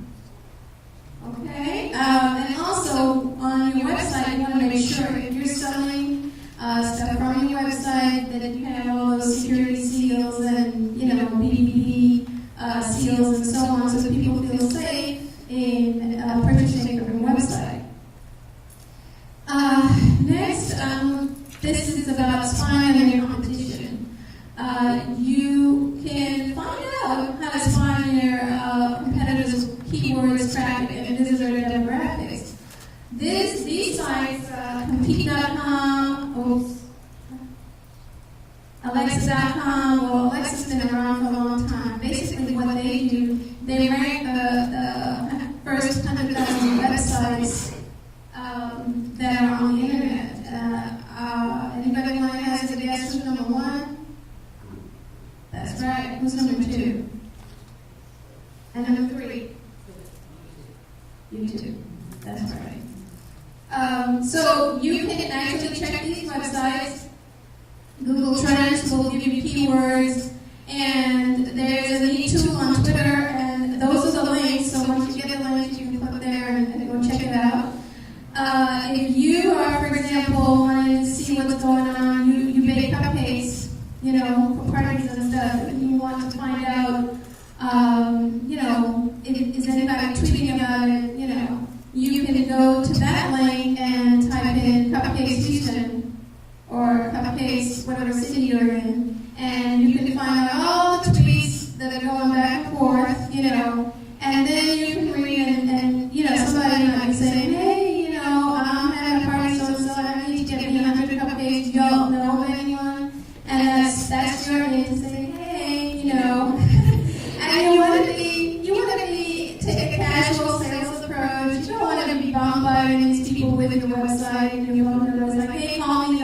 No, you don't want to spam anyone. You want to kind of engage in a conversation. Say, hey, this is what I do. You know, wait for a reply. Okay, if they reply to you, then that means they're starting to get engaged, right? And then you can, you know, get back and forth until you get into a conversation, just like you probably would when you go into the mall and, you know, you want to chat with someone. You're not going to just walk up to them and say, hey, you know, you need to buy this from me. You're not going to do that. It's the same approach. You want to be friendly, but then you don't want to bombard people with, you know, too much information.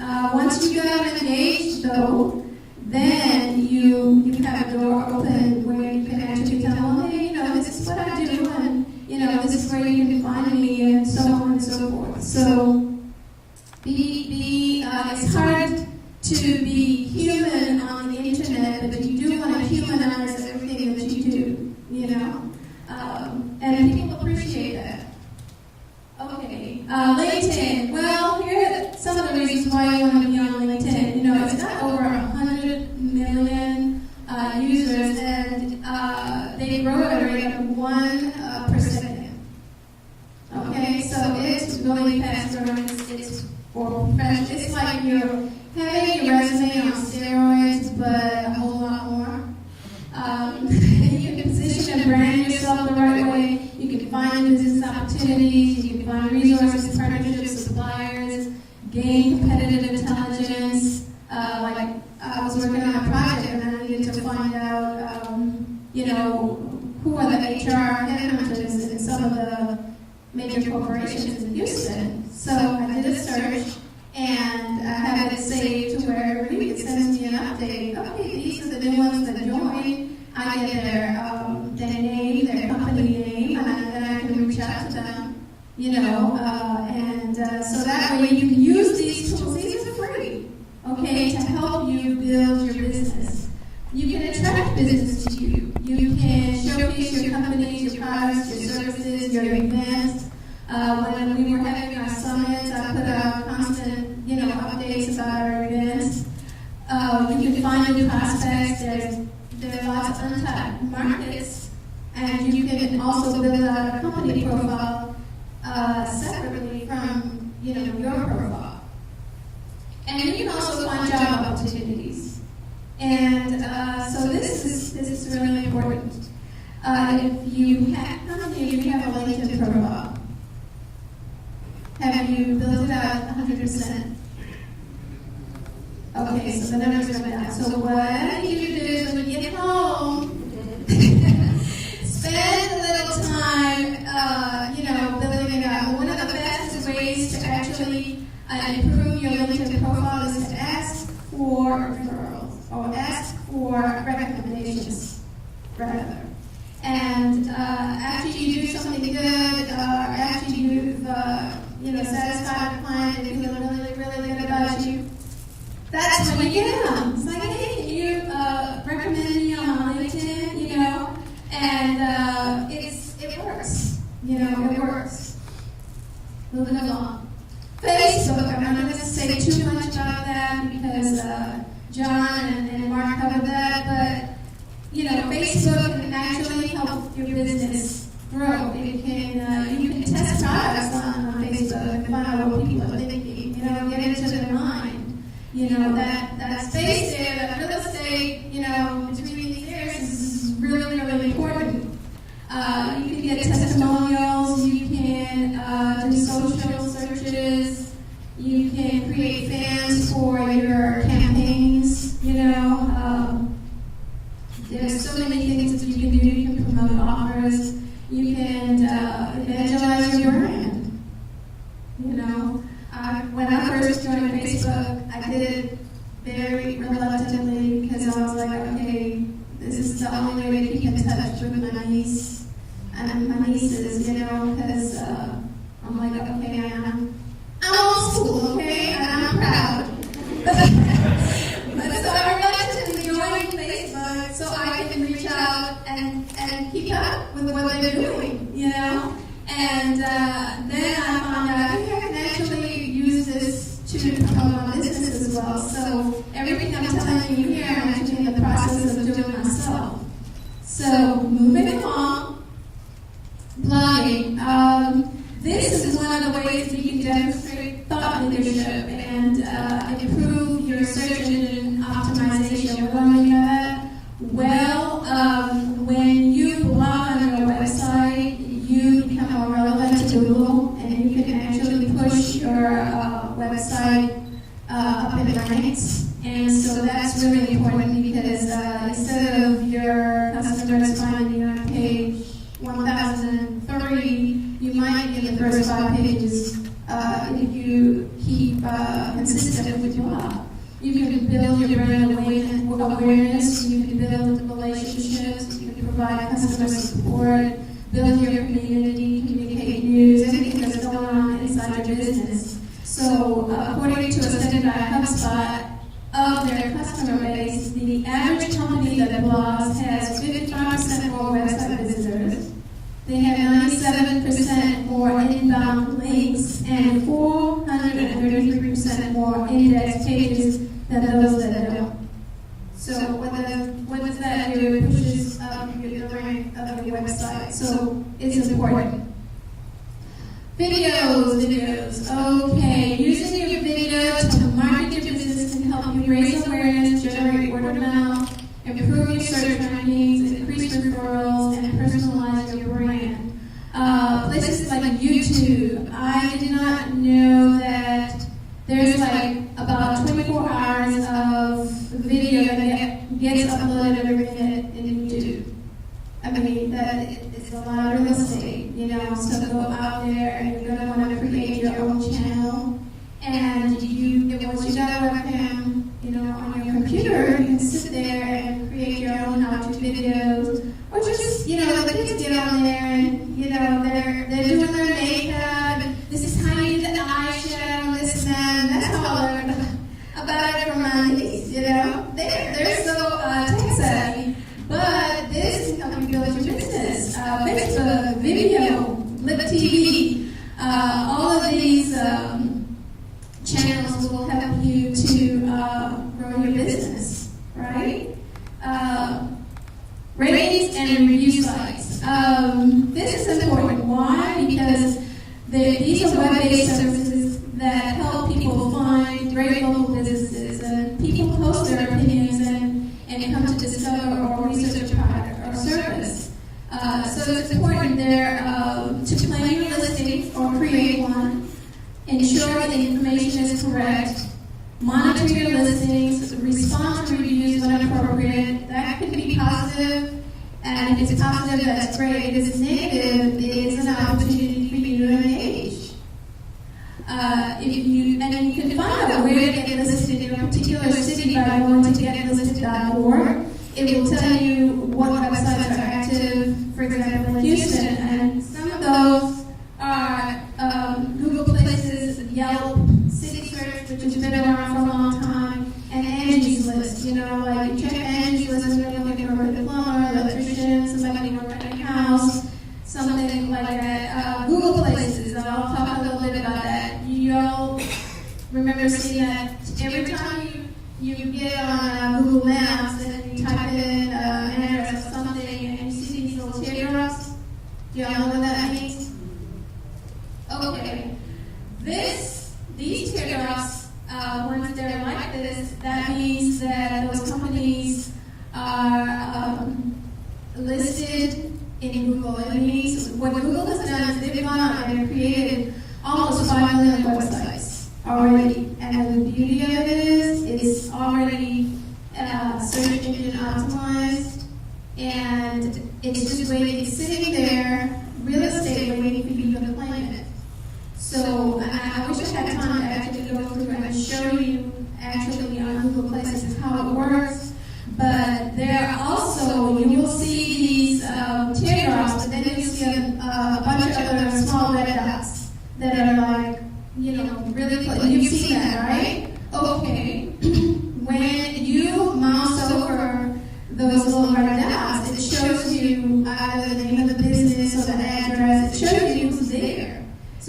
click on that and you can actually go, if they have a website, you can go on their website.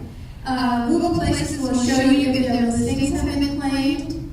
What you want to do is you do want to go out there and claim that listing. And Google will verify it. They will mail you out a little postcard with a PIN number that you have to go back into Google Places and verify that, yeah, it's actually you know. So these websites are already set up, and you can build it out. You can put your, your daily hours of operation. If you have offers, discount coupons, whatever, you can put it out there. And it's free. Did I mention that? It's free. Okay? So the next time somebody's searching for, cupcakes in Houston, you can be listed out there. Or heaven essences, right? You can be listed on it, but you gotta go claim it.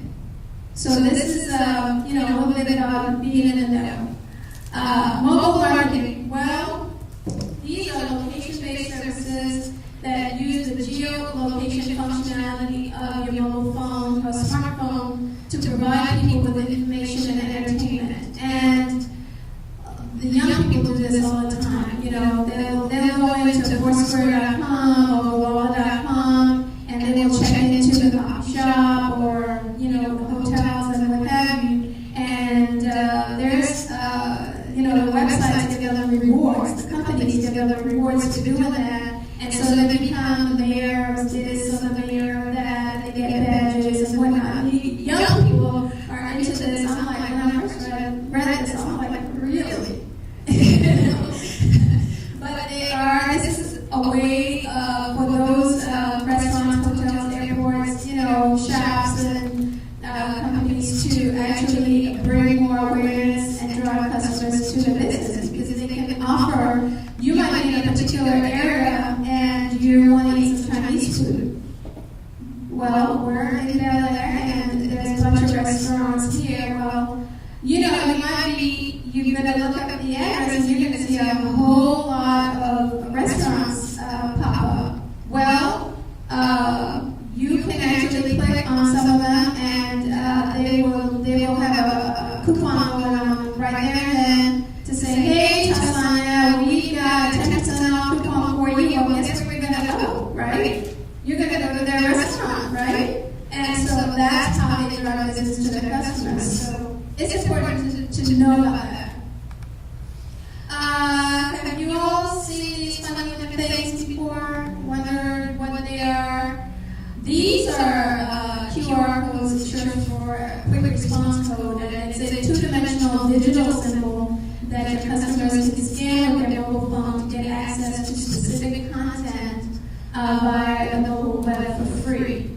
And you can go to these websites and actually generate your own QR code. So you can actually, send people to your website. This is actually mine that will take you to my website. But you can actually put an offer in there. You can, put a coupon, promotion, wherever you want to direct traffic to. You can create it and put the link to it. And when people scan it with their phone, it'll take them straight to that landing page. So that's important. Okay, I'm almost through. 9, email marketing is still alive and well, and I don't see it dying anytime soon. But I will say that we have to combine it with social media marketing. They do work together now. So for most of us, we get up in the morning. How many times do y'all check your email a day? At least, 5, 6? Well, now that you got it on your phone, it's like 24/7, right? Okay, so email, though, it's your communication hub. Permission to email is marketing gold, and it turns your subscribers into customers. Your main goal, though, is to get your message heard and acted upon, right? So email is the best way to get your message heard, but social media is the best way to spread your message. So notice the distinction. So that is, and that's real important. So, last words, spend time to refine and humanize your digital brand. It's really important to grow your business. Spend time to build out your LinkedIn, your Twitter, and your Facebook platforms for starters. Okay, because these are the big guys. Play your listings on Google Places and Yelp and City Search and so on. You can create your offers or your coupons to drive customers to your business. Network online where you think your customers are hanging out. And I put a link there to Chris Brogan talking about 50 steps to using social media. It's very helpful. I would suggest you check it out. And do optimize your website to attract buyers with your keywords, your language, and your content, like John and Mark were saying. You can use websites like Hootsuite and Ping.fm as a one-stop to update your social media website. So, which means that you don't have to go to each and every single one. You can use Hootsuite or Ping, and whatever you put in there will update all of the sites that you have listed, okay? So that wraps it up for me. I want you to go out there, engage, and be relevant and significant and grow your business. And whatever you do not spam anyone. Okay, I have to say that. Do not spam anyone. It's the quickest way to get you kicked out of a lot of websites and they won't let you back in. Okay, so be mindful of that, be careful of that, and good luck. And if you need to reach me, that's how you reach me. Okay, and that wraps it up for me. Thank you so much.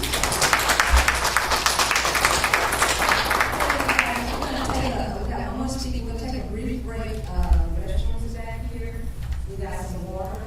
I hope all of you stay for it, because we still got to visit the booths and everything.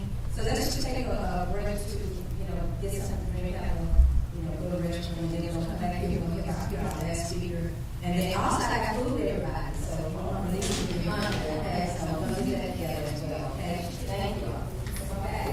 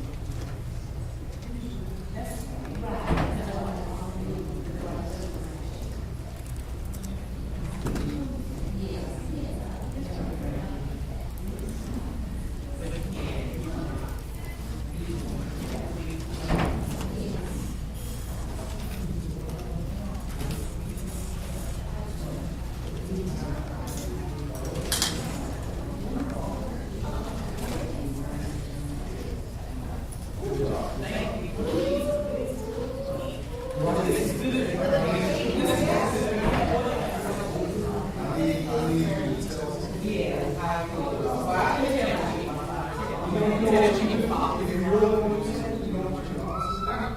you can go, I'll post something like that. Don't say, go on and say, oh, Mark, you did a great job.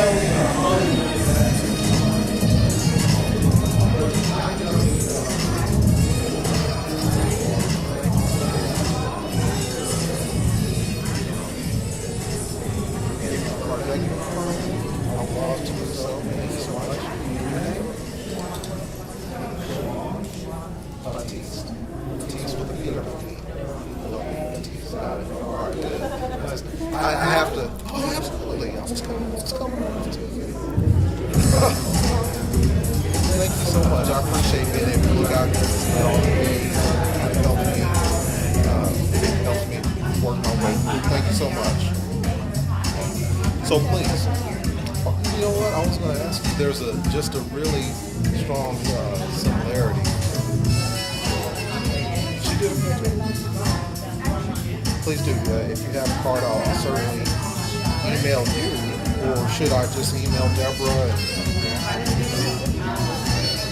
Okay. She's very sharp. I really. What she's done with the PowerPoint and the marketing material is really good. So I need to talk with her. And what was your name? Movita. Okay, I will tell her that I met her charming mom and that her mom said to get in touch with you. All right, great.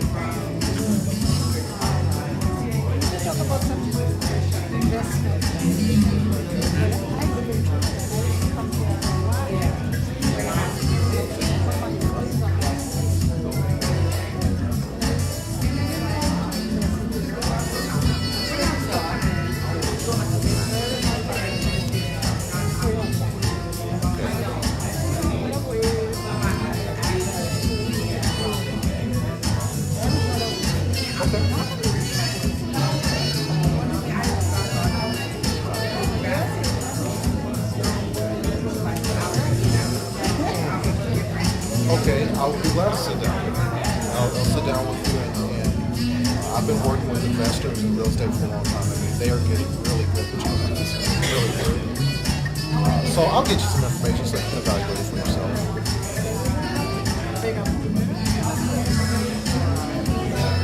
That doesn't. It's what it matters is what kind of rate of return you're getting. I will definitely do that. Thank you so much. Nice to meet you. Okay, I'm gonna tell them.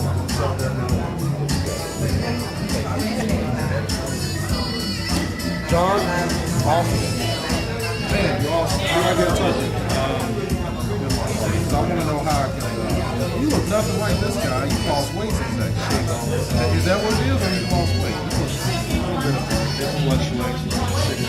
Because I was looking for this guy when I came, and I passed you several times. That's not this guy. Second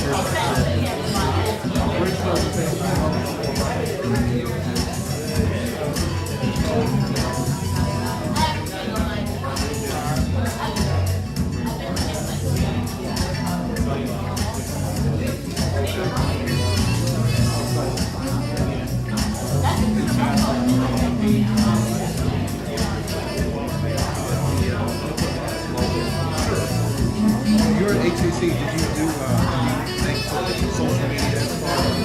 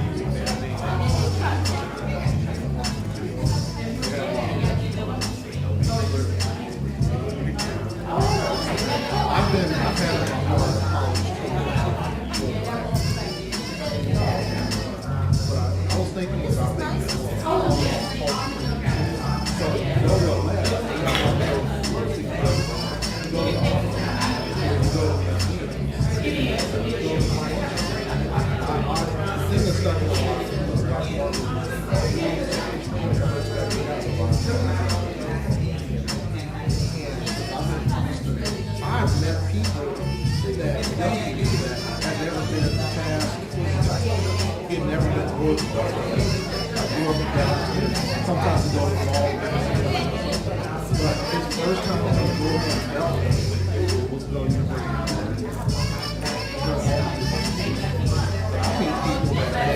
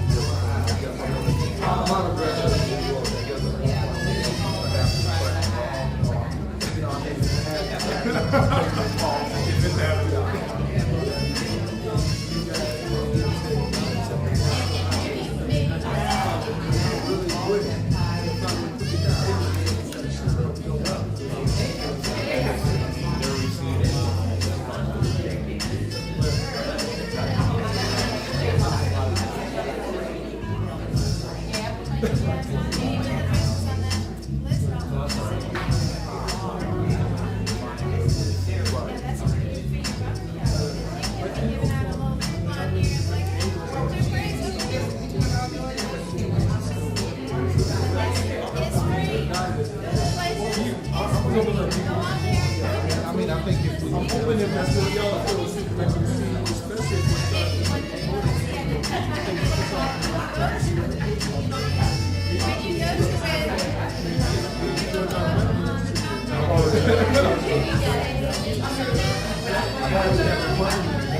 I was vlogging on my phone. I did a lot of vlogs from the event, so I'm talking about this.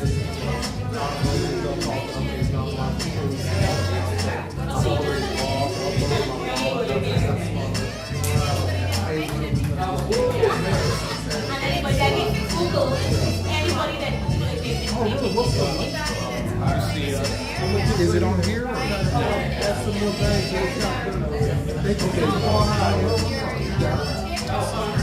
If I had known I would have posted that to my page.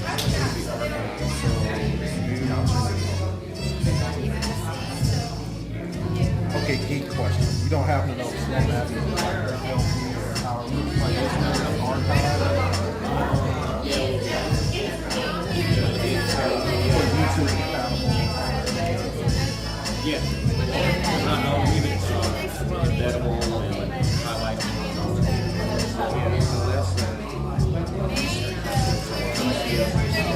Which made that community event. No, I like that. And your faith, you've done an awesome job. You've been diligent. Hard work is great.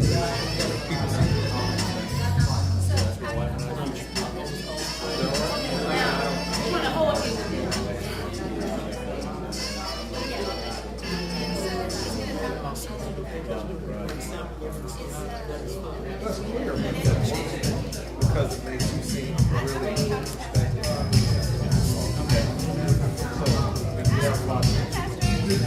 I mean, it makes me look like, you look like you're boiling inside. Yeah. So it works.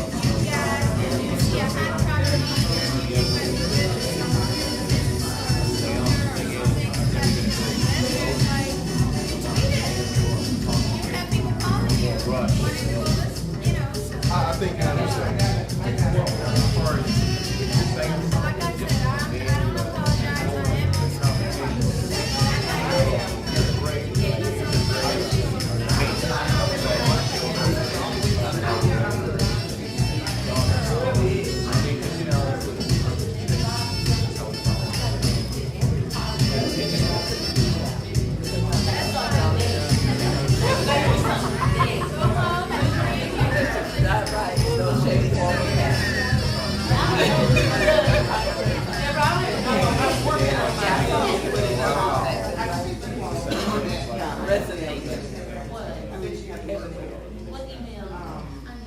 everybody, we're gonna go ahead on and, get started with our last speaker, and then we can, finish up. I'm sorry, we're running a little behind, so I'm gonna get it on.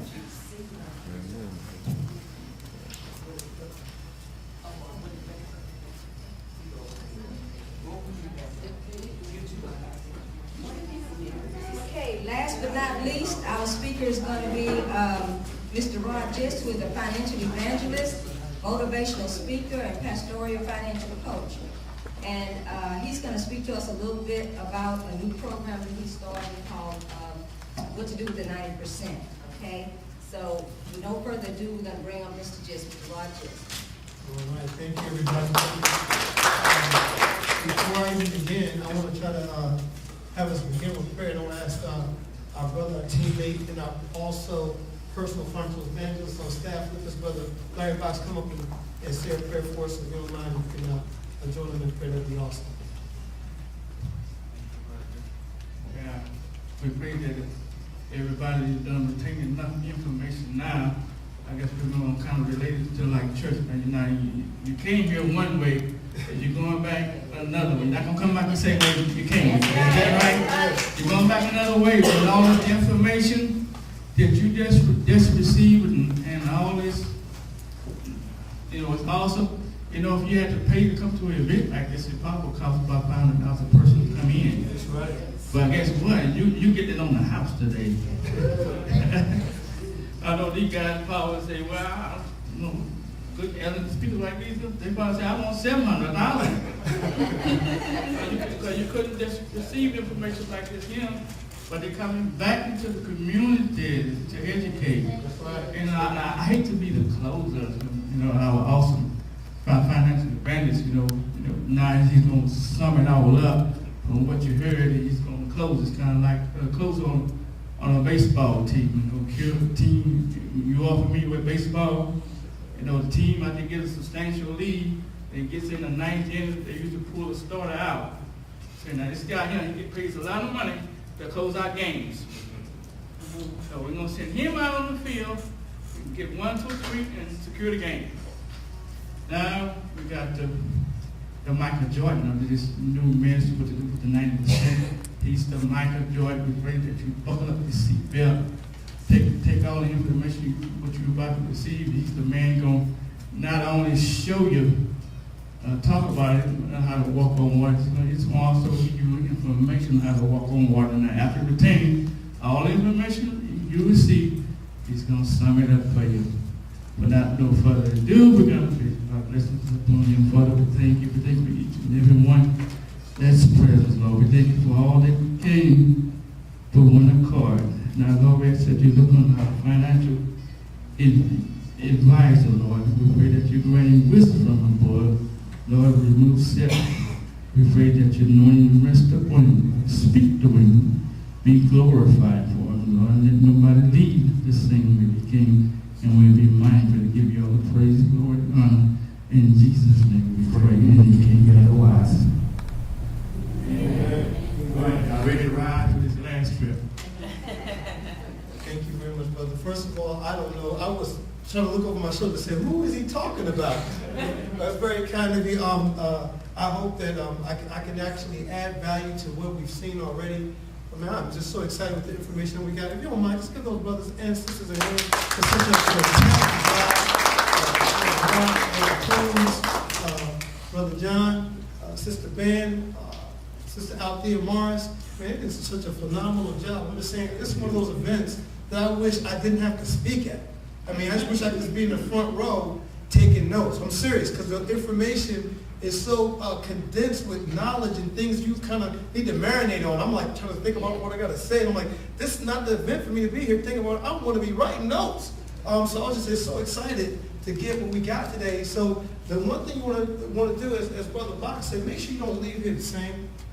I mean, because so many times, and I mean, this wouldn't be the first thing if that were to happen, but so many things we've gone to before and said, man, that sounds good. Ooh, that brother preacher, that's just to put that word down and know that's life changing, but don't actually what? Come on, right? Don't actually do anything with it. Don't change. So I want to help you understand something. We've been called to the ministry. We all been called to the ministry. Who in here is a believer? Now I'm not trying to, get any Muslims mad at me, right? Who's a believer here? By showing hands, right? Well, one of the great commissions we all have is to bring others to what? To Christ. Now I know Bible study was a few days ago, maybe Thursday, when we're not going to do Bible study, right? But I want to just talk about some things that kind of changed the course of my life. I'll give you a little bit of story about where I come from and how I got involved with the financial services industry. I went to school on the East Coast. Anybody heard of that movie called Lean on Me? That was my high school, right? So that kind of tells you, I didn't come from the good side of the track, but God had a great plan for me, amen? And like He has all of us, right? And so growing up in Patterson, New Jersey, that was, ironically, they just had that big old flood up there in Patterson. President Obama had to go up there, I guess, make sure everything was going to get better with funds, et cetera, et cetera. But my point is, coming from Patterson, New Jersey, sometimes it can seem a little hopeless. Anybody ever felt hopeless? Yes. Right? So I'm just trying to tell you that, I'm not exactly where I want to be right now. Like most of us, we're en route, right? It's a journey as opposed to a destination. But I can tell you this much. I know as a believer, God has had His hands on me. Who here feels like that? Your life is like part of a greater destination. Like, God says, your destiny is with me. Who here is a believer still? Right? Because along the way, it can get discouraging, amen? But if you can hold on, right? If you can hold on. What I want to share with you, which is in part, like I said, our ministry for us is what to do for 90%. As I mentioned before, I got started in the financial services business right out of college. Okay, I was on my way to law school. I thought I was going to be a lawyer. My dad said, my son, he's going to be the what? Lawyer, right? And coming from Patterson, that was where I set the bar. I was like, I'm going to become a lawyer. That's all I knew. Going through undergrad, and by the way, that first semester, almost failed out. Now you got to remember, I came out of Eastside High School, so I did good with what I had. I graduated in the top 5%. I didn't even know what that was until they mentioned over the daggum intercom. They went going through the names of folks in the top 5%, and they go number 25 first, and then number 20. I was number 24. I was like, they made a mistake. Hi, right? But my point is, folks, this is important. My point is, from where I came, it had nothing to do with what God was going to take us. Understand, this is something I want y'all, hopefully you can buy into. It's written, not me, I'm not saying this. It's written that the steps, come on now, what the Bible said, right? The steps of a righteous man or woman is ordered by the Lord. So you need to understand something. You're not here by accident. And I know that most of us have our own business wares, and I'm not trying to tell you change your business. All I'm asking is, will you give us a helping hand? If I gave you an analogy, if there was a senior citizen in a bank on a fixed income, they just cashed that check, maybe it's $300 or $400, that's all they got for the whole month. And that money dropped off the counter, they didn't know it, and they went to go walk away, right? And you saw the money drop. Now you got some hard time dealing with yourself, huh? Would you be the person, A, that would see that money, let that person get far enough away, and go behind them and scoop that money up, and not say a word? Or would you be the kind of person you say, ma'am, sir, wait, which one would you be? Person A or person B? Person B. If you are person B, folks, you're called to this ministry. See, most of us are the right kind of fuel. We just been in the wrong vehicle. I mean, because we're the kind of people, because you got to understand something, you are special. You came out on a Saturday in Houston when it rained. Folks, I've been here 14 years, and when it rained in Houston, it's like, you have folks calling me, hey, I didn't build the ark yet. I can't come out. I'm like, whoa, right? So, I mean, y'all are special. So if you don't mind, just give yourselves applause, because you definitely convinced me that this group wants to win big and wants to win big right now. Amen. See, it's important that you understand that, because everybody don't want to win big right now. Winning big right now is the whole equation, not wanting to win, because everybody wants to win. And everybody wants to win if I can do it later. right? And some folks want to win, maybe let me just pay my bills this week. But you got to want to win big right now. Does that make sense? So again, coming out of Patterson, New Jersey, having a chance to, go to college. And by the way, again, I was educated on the East Coast. Who in here has heard of Princeton? Well, I ain't go to Princeton, all right? I went to Rutgers down the street, all right? And the point was, I was blessed to be able to go to college because I was like one of those in the generation where I was the first one from my clan to be able to go to college. So that really made me feel good that I was going to go to college. And like I said, the first semester, man, I almost failed out. I mean, I had 1 C and 3 Fs. Probation, first semester. I mean, it rocked my world because I went from, hey, I'm in the top 5% to, oh, shoot. I was praying like every night that second semester. I was telling my, my fiance at that time, you can't come visit me. So what? Nah, you mess around with me in school, marry somebody else, and you can't come there. My point was this, though. Folks, all of our lives are being led up to this point. You should feel a sense of destiny right now. You should know that everything you've gone through, all the struggles you've had, has led you to this place right now. You're at the mouth of the river of something that's great. That you know how you say you should swim out to shore, swim out to your ship. Well, I'm telling you right now, God has made it easy for you. I believe, this is my belief. Now, of course, some can look at what I'm about to share with you and say, you know what? I don't believe that. That's okay. Because there's also written in the Word, right? That many are called, and it says few are chosen. But you know what? God tweaked my ear on that message one day. It said many are called, but few have chosen. Because you think of it this way, God don't judge you for what he made you do. God judge you for what you do and what he gave you. That make sense? So in essence, what we're talking about today is a ministry. A ministry of teaching people what to do with the 90%. Well, we know in church we should all be giving what? 10%, right? I mean, that's a given, right? We should all be giving 10%. But what we're finding out is only 10% of the people, this is prior to 2008, because unfortunately the numbers are even worse now. Only 10% give 10%. So what to do with the 90% is dealing with two groups of 90. The 90%, the resources, right, that we should be being better stewards of, first and foremost, right? But it's also dealing with the 90% of, not of us, because I know everybody here are tithes every Sunday, right? Or every month, however you do. I'm not here trying to convict you saying you're doing something wrong in your own personal, but I'm talking about, I'm calling you to a bigger ministry. Would you tend to agree with me that through the churches we're able to reach other people and do other things? I mean, feed those who are, without food, feed those who are without clothing, you get those in homes that don't have. Isn't that how it works when we tithe? We're able to do outreach. And if we're not obedient as a body, right? If we're not obedient as a body of Christ, how do the people know that God even exists? Does it make sense?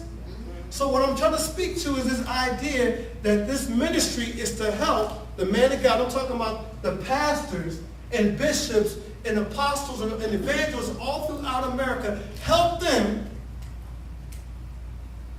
teach their members how to be better stewards. Amen? So my job is to find and locate the future leadership of what, in my opinion, is going to be an awesome mission in our community. You think about any pastor here in Houston, let's say. Is there any pastor that would say, I don't think it's a good idea to teach our members how to get out of debt? Right? Does it make sense? No. Everyone would say, of course, teach them how to get out of debt, right? I don't think any pastor would say, I think it's a bad idea to show our members how to have an inheritance for their children's children. I mean, every pastor would say it makes sense to do that. Certainly there's churches that would probably say, I think most of my members need to get some life insurance because every now and again, when someone passes away, what happens? Come on, now work with me now. What happens? You see, take up offering. Folks, you need to understand something. We represent, I'm talking about African Americans in this particular statistic. We represent about 12% of the population, but we carry 40% GNP. We got the money. It's just like the story of the talents, right? One had one, one had three, one had five. But what happened to the one who had one? He put it in the ground, right? That's called Tim's, Rims, right? Dolce & Gabbana purse. Come on, name some of the stuff that, come on now, work with me. And I'm not talking about you, I'm talking about the person that you know, someone angry. So again, I'm not trying to point the finger at you. But when you agree that if we could show that community that's carrying to a great extent a disproportionate amount of the economy, how to be better stewards, that we'd be in a better position?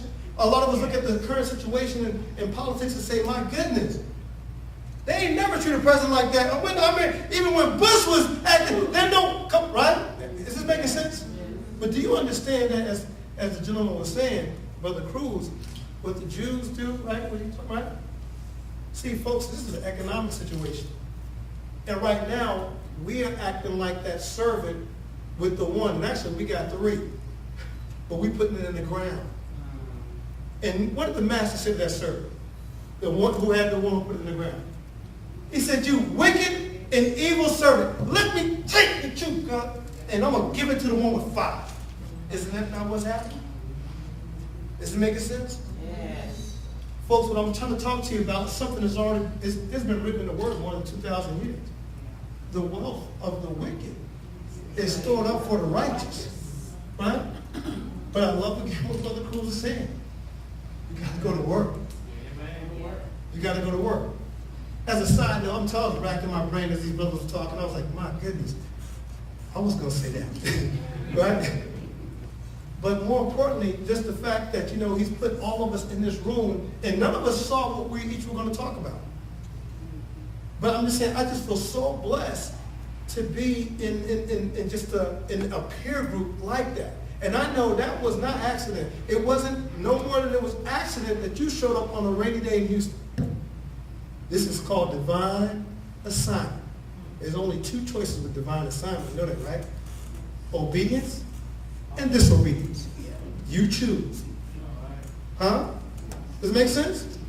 I'm sure some of us have dealt with disobedience. What's been the ramifications of that? Right? So with that, what I want to do is I want to share with you our pre-launching.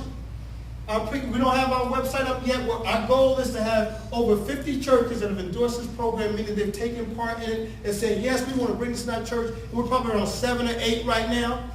So when you people say, man, I wish I'd have been around when that came around, well, you around it. But if you don't do anything with it, right? I'll need to finish that. So with that, I'm going to run through my slides fairly quickly. Because again, I know, who's smelling that food? Like only everybody, right? So I'm going to respect the fact I know, I was put last, I was supposed to have 45 minutes, they shrunk it down to 12, now I'm like 6, 7. We're going to have fun with the bit of time that we have left. 3 hours.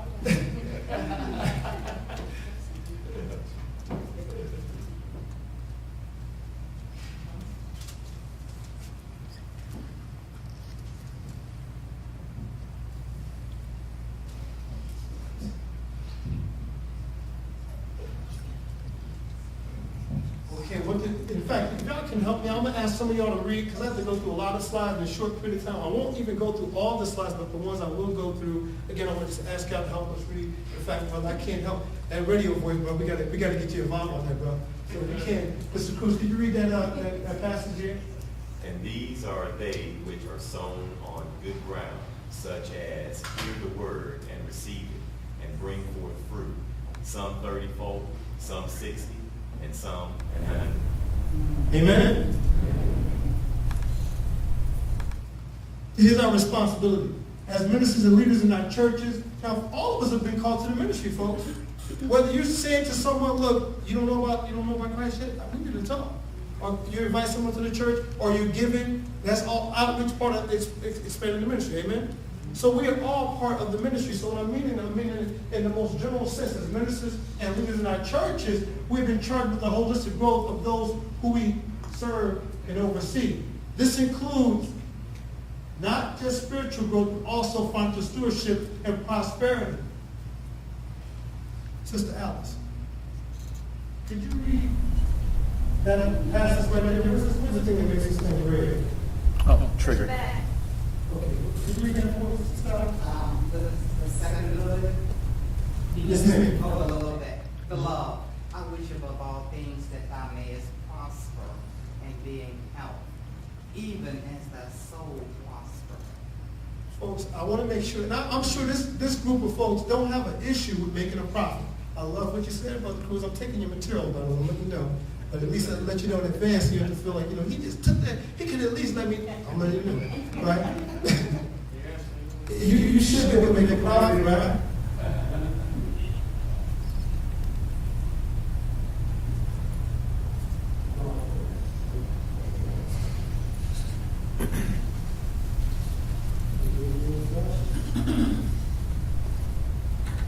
Here's some statistics.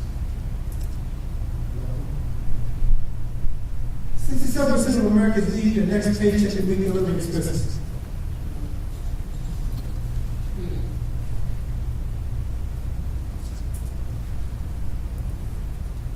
% of workers aged 45 to 54 have saved less than $50,000. I mean, we look at that and we're like, who got $50,000? Right?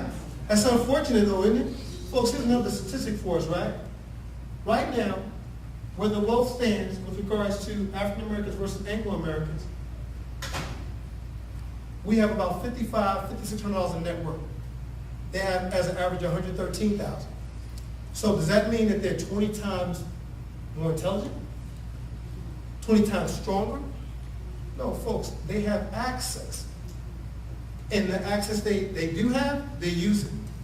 Folks, what I'm trying to tell you right now, it is time out for business as usual.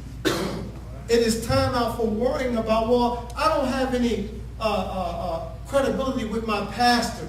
Or I ain't been to church in a real long time. Folks, we are losing. We're getting killed financially. Does that make sense? But we have the revenue. We're just putting it in the wrong place. Could you imagine the opportunity to be able to go before a church and have someone else come in and speak on your behalf to show that pastor how to teach his members how to be better stewards, and that community gets turned around in 5 or 7 years? How did they make you feel to have your heart like that? When you've been called, you're being called to that. You don't have to worry about speaking, folks. You just point, like an internet point, you want to click, right? You just point us in the right direction. And you know what you're being called. Folks, I'm not going to mention some stuff about money. We already know if you do, because, let me go to this past. Anybody like about me?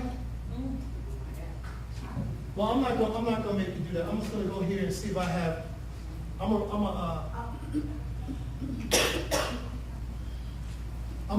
does anybody have the Bible here? Could that make do it? Go to Proverbs 28:8. As she's pulling it up, just have it, you can write that down in your notes, because this is important. This is how we found the financial ministry. Before I say what the scripture says, the thing I'm going to jump to very quickly, just to piggyback what the other speakers spoke about, and also understand the crusade that we have. Banks, credit unions, and insurance companies per se aren't our enemy, but they're not your friend if you don't know the financial game. Does that make sense? When we take our money to a bank, in fact, this is bad. A bank comes to the community, and I'm borrowing this from a sister that was on our team. I thank you for bringing that word. I wish she was here tonight to get this. But a bank comes to the community not with money. The bank don't come to the community with money. They come with good faith. Good faith. I thought you were saying I go with good faith. No. They come with good faith.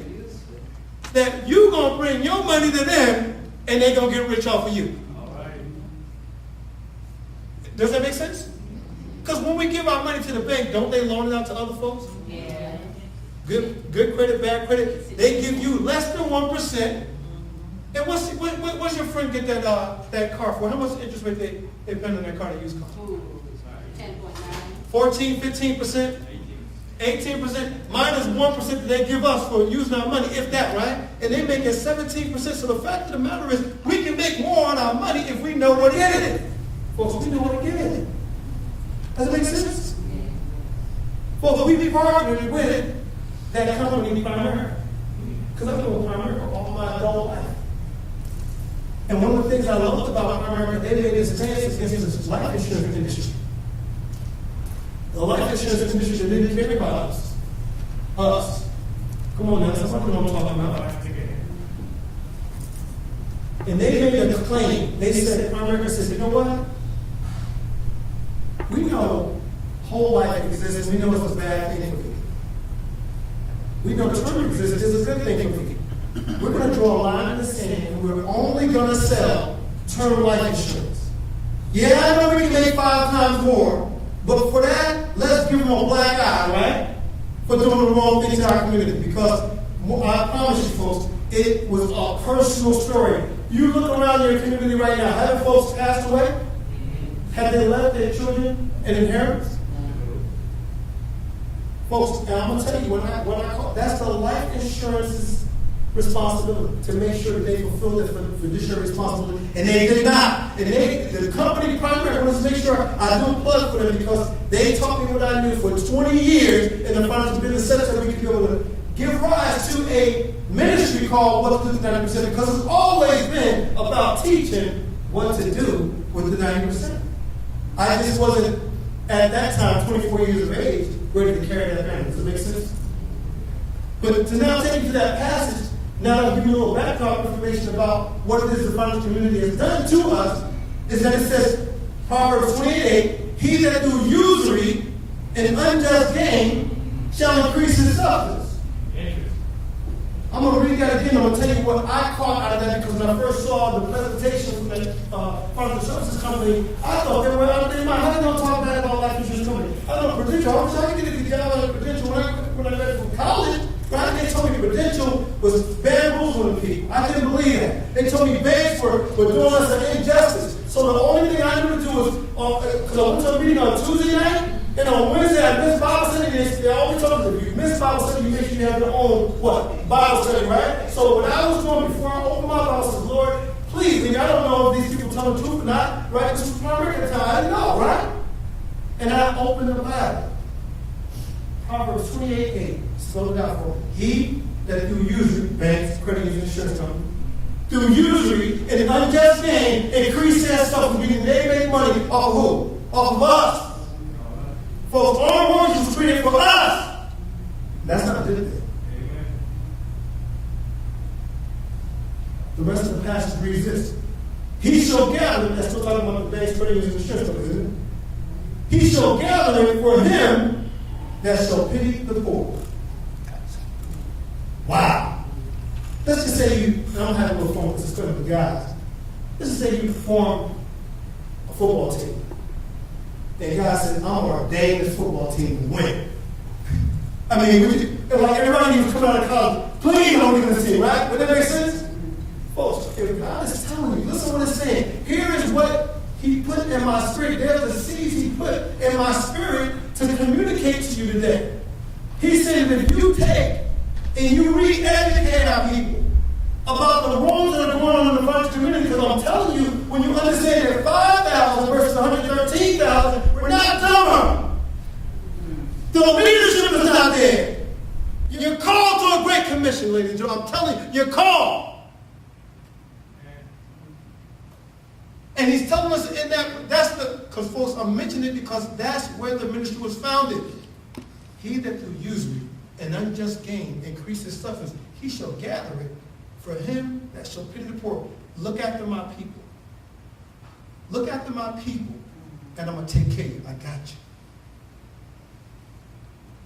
So if you're going to get a team together, and God said, I got you, what's where you want to play for? Amen? Folks, our vision is in the next 2 years that this will be on TBN. Folks, it's not an issue of are the resources there. The resources are there. We just need the leadership. We need the talent that's in this room right now. The entrepreneurship that we see lined up all the back of the leadership right here on the front row, right? And the folks who spoke before me. We're being called to the Great Commission. Folks, I'm not saying don't do what you're doing right now. I'm just saying, please participate. Please engage. Please allow your pastor to know about this, but just know this is not a bad news, this is great news, that if we can make sure that you benefit from your church's growth, first of all, becoming debt-free, is that good news? By show of hands, who can feel good if you knew that, let's just say 10 years from now, half of your church members could be debt-free like Brother Cruz? Who can feel good about that? Who can feel good about the fact that over the next 10, 15, 20 years, that as people, because nobody gets out of this game alive, right? As people die, amen, that their children can be left with an inheritance. Who feel good about that? Who can also feel good about the fact that they gave you some statistics? I'm closing now, folks.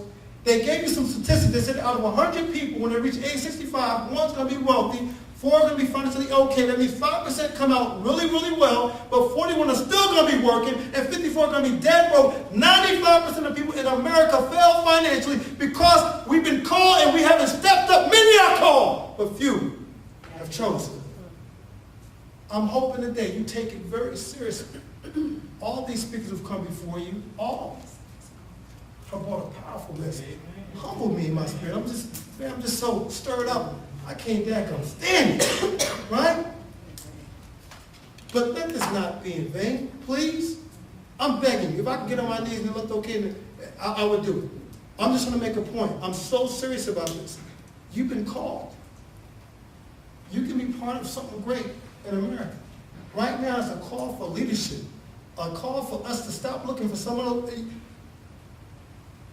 The president has made it to the office, but because we don't have any financial clout, they're not listening to you. Does it make sense? The next go round, and there will be a next go round. I know most of us who are old school probably got surprised by the fact we had this round, right? While we're living, right? Amen? If you're going to tell the truth, brother, right? It's like, whoa, how'd that happen? Right? He's trying to do a new thing. But we got to let them shackles go. The shackles are not on our arms, on our wrists, on our legs. Folks, they're on our mind. This group of people right here, in this corner of the United States of America, in this corner of Texas, in this corner of Houston, on this day can decide to change the landscape of our country, and I truly believe the world, because right here, folks, is where it all begins. We've been called to do a great thing. All things are possible through Christ that strengthens us. But death and life is the power of the tongue. So what in the world are you talking about? Are you speaking life and abundance to your situation? Well, I challenge you. Make sure you go to that back table when you find out more about that ministry. I'm not saying don't go on all other tables too, but make sure that you're being part of teaching our people what to do with the 90%. I'm going to turn this back over to Miss Althea, who's about to come back in. So thank y'all very much. Make sure y'all engage in the rest of the processes that we have on here. Thank y'all. God bless you.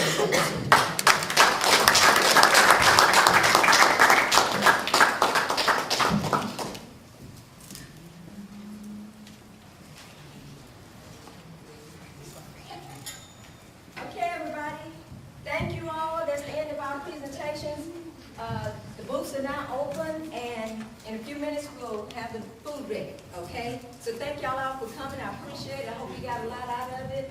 And before you leave here, get with somebody, make an appointment to do one-on-ones with each other, to help each other's business grow, okay? Mr. Wade, you got something to say? And just real quick, we can keep the noise level down. I can have all the vendors just stand in front of the camera, tell the world, since it's a streaming live, what you do, a couple, like, your 2-minute rocket pitch, literally 2 minutes, or Faith will get you. To the world, people are watching. This will be archived, so they'll go and watch it later on. Just so if the vendors just kind of line up, and then we'll do that right here. Okay?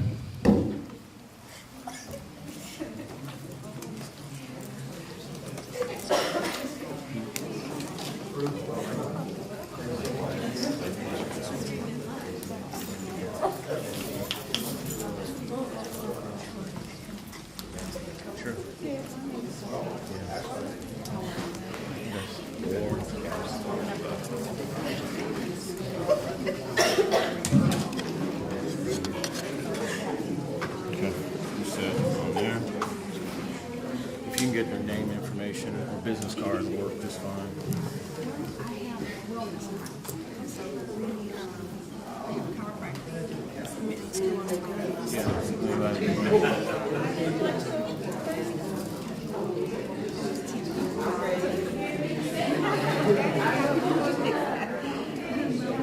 Also, practice mental medicine.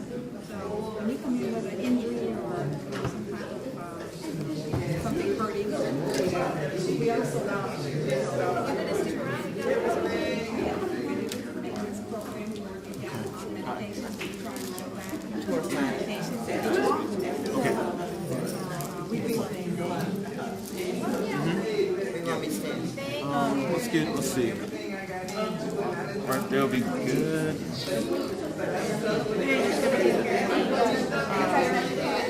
We'll make sure. Let me make sure.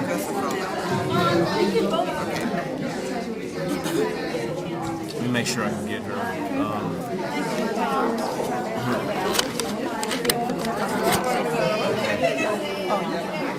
Check one. No.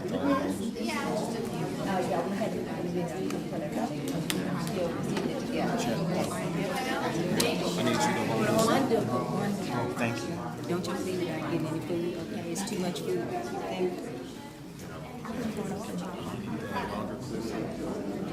We're good. Okay.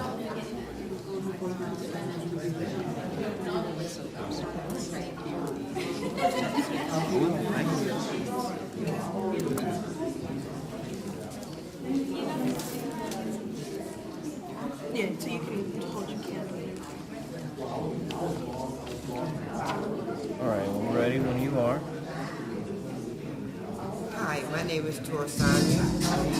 New business called Heaven Essence, all natural body soy moisturizer candle. Looks like a candle, lights like a candle, but it's actually a natural moisturizer. Non-toxic, biodegradable, and alcohol-free. Good for eczema, dry skin, itchy skin, and cancer patients. Please try us at Heaven Essence. My number is 832-343-7785. You may reach me at TORSONYA@heavenessence.com. Remember, the website is Heaven Essence. Thank you.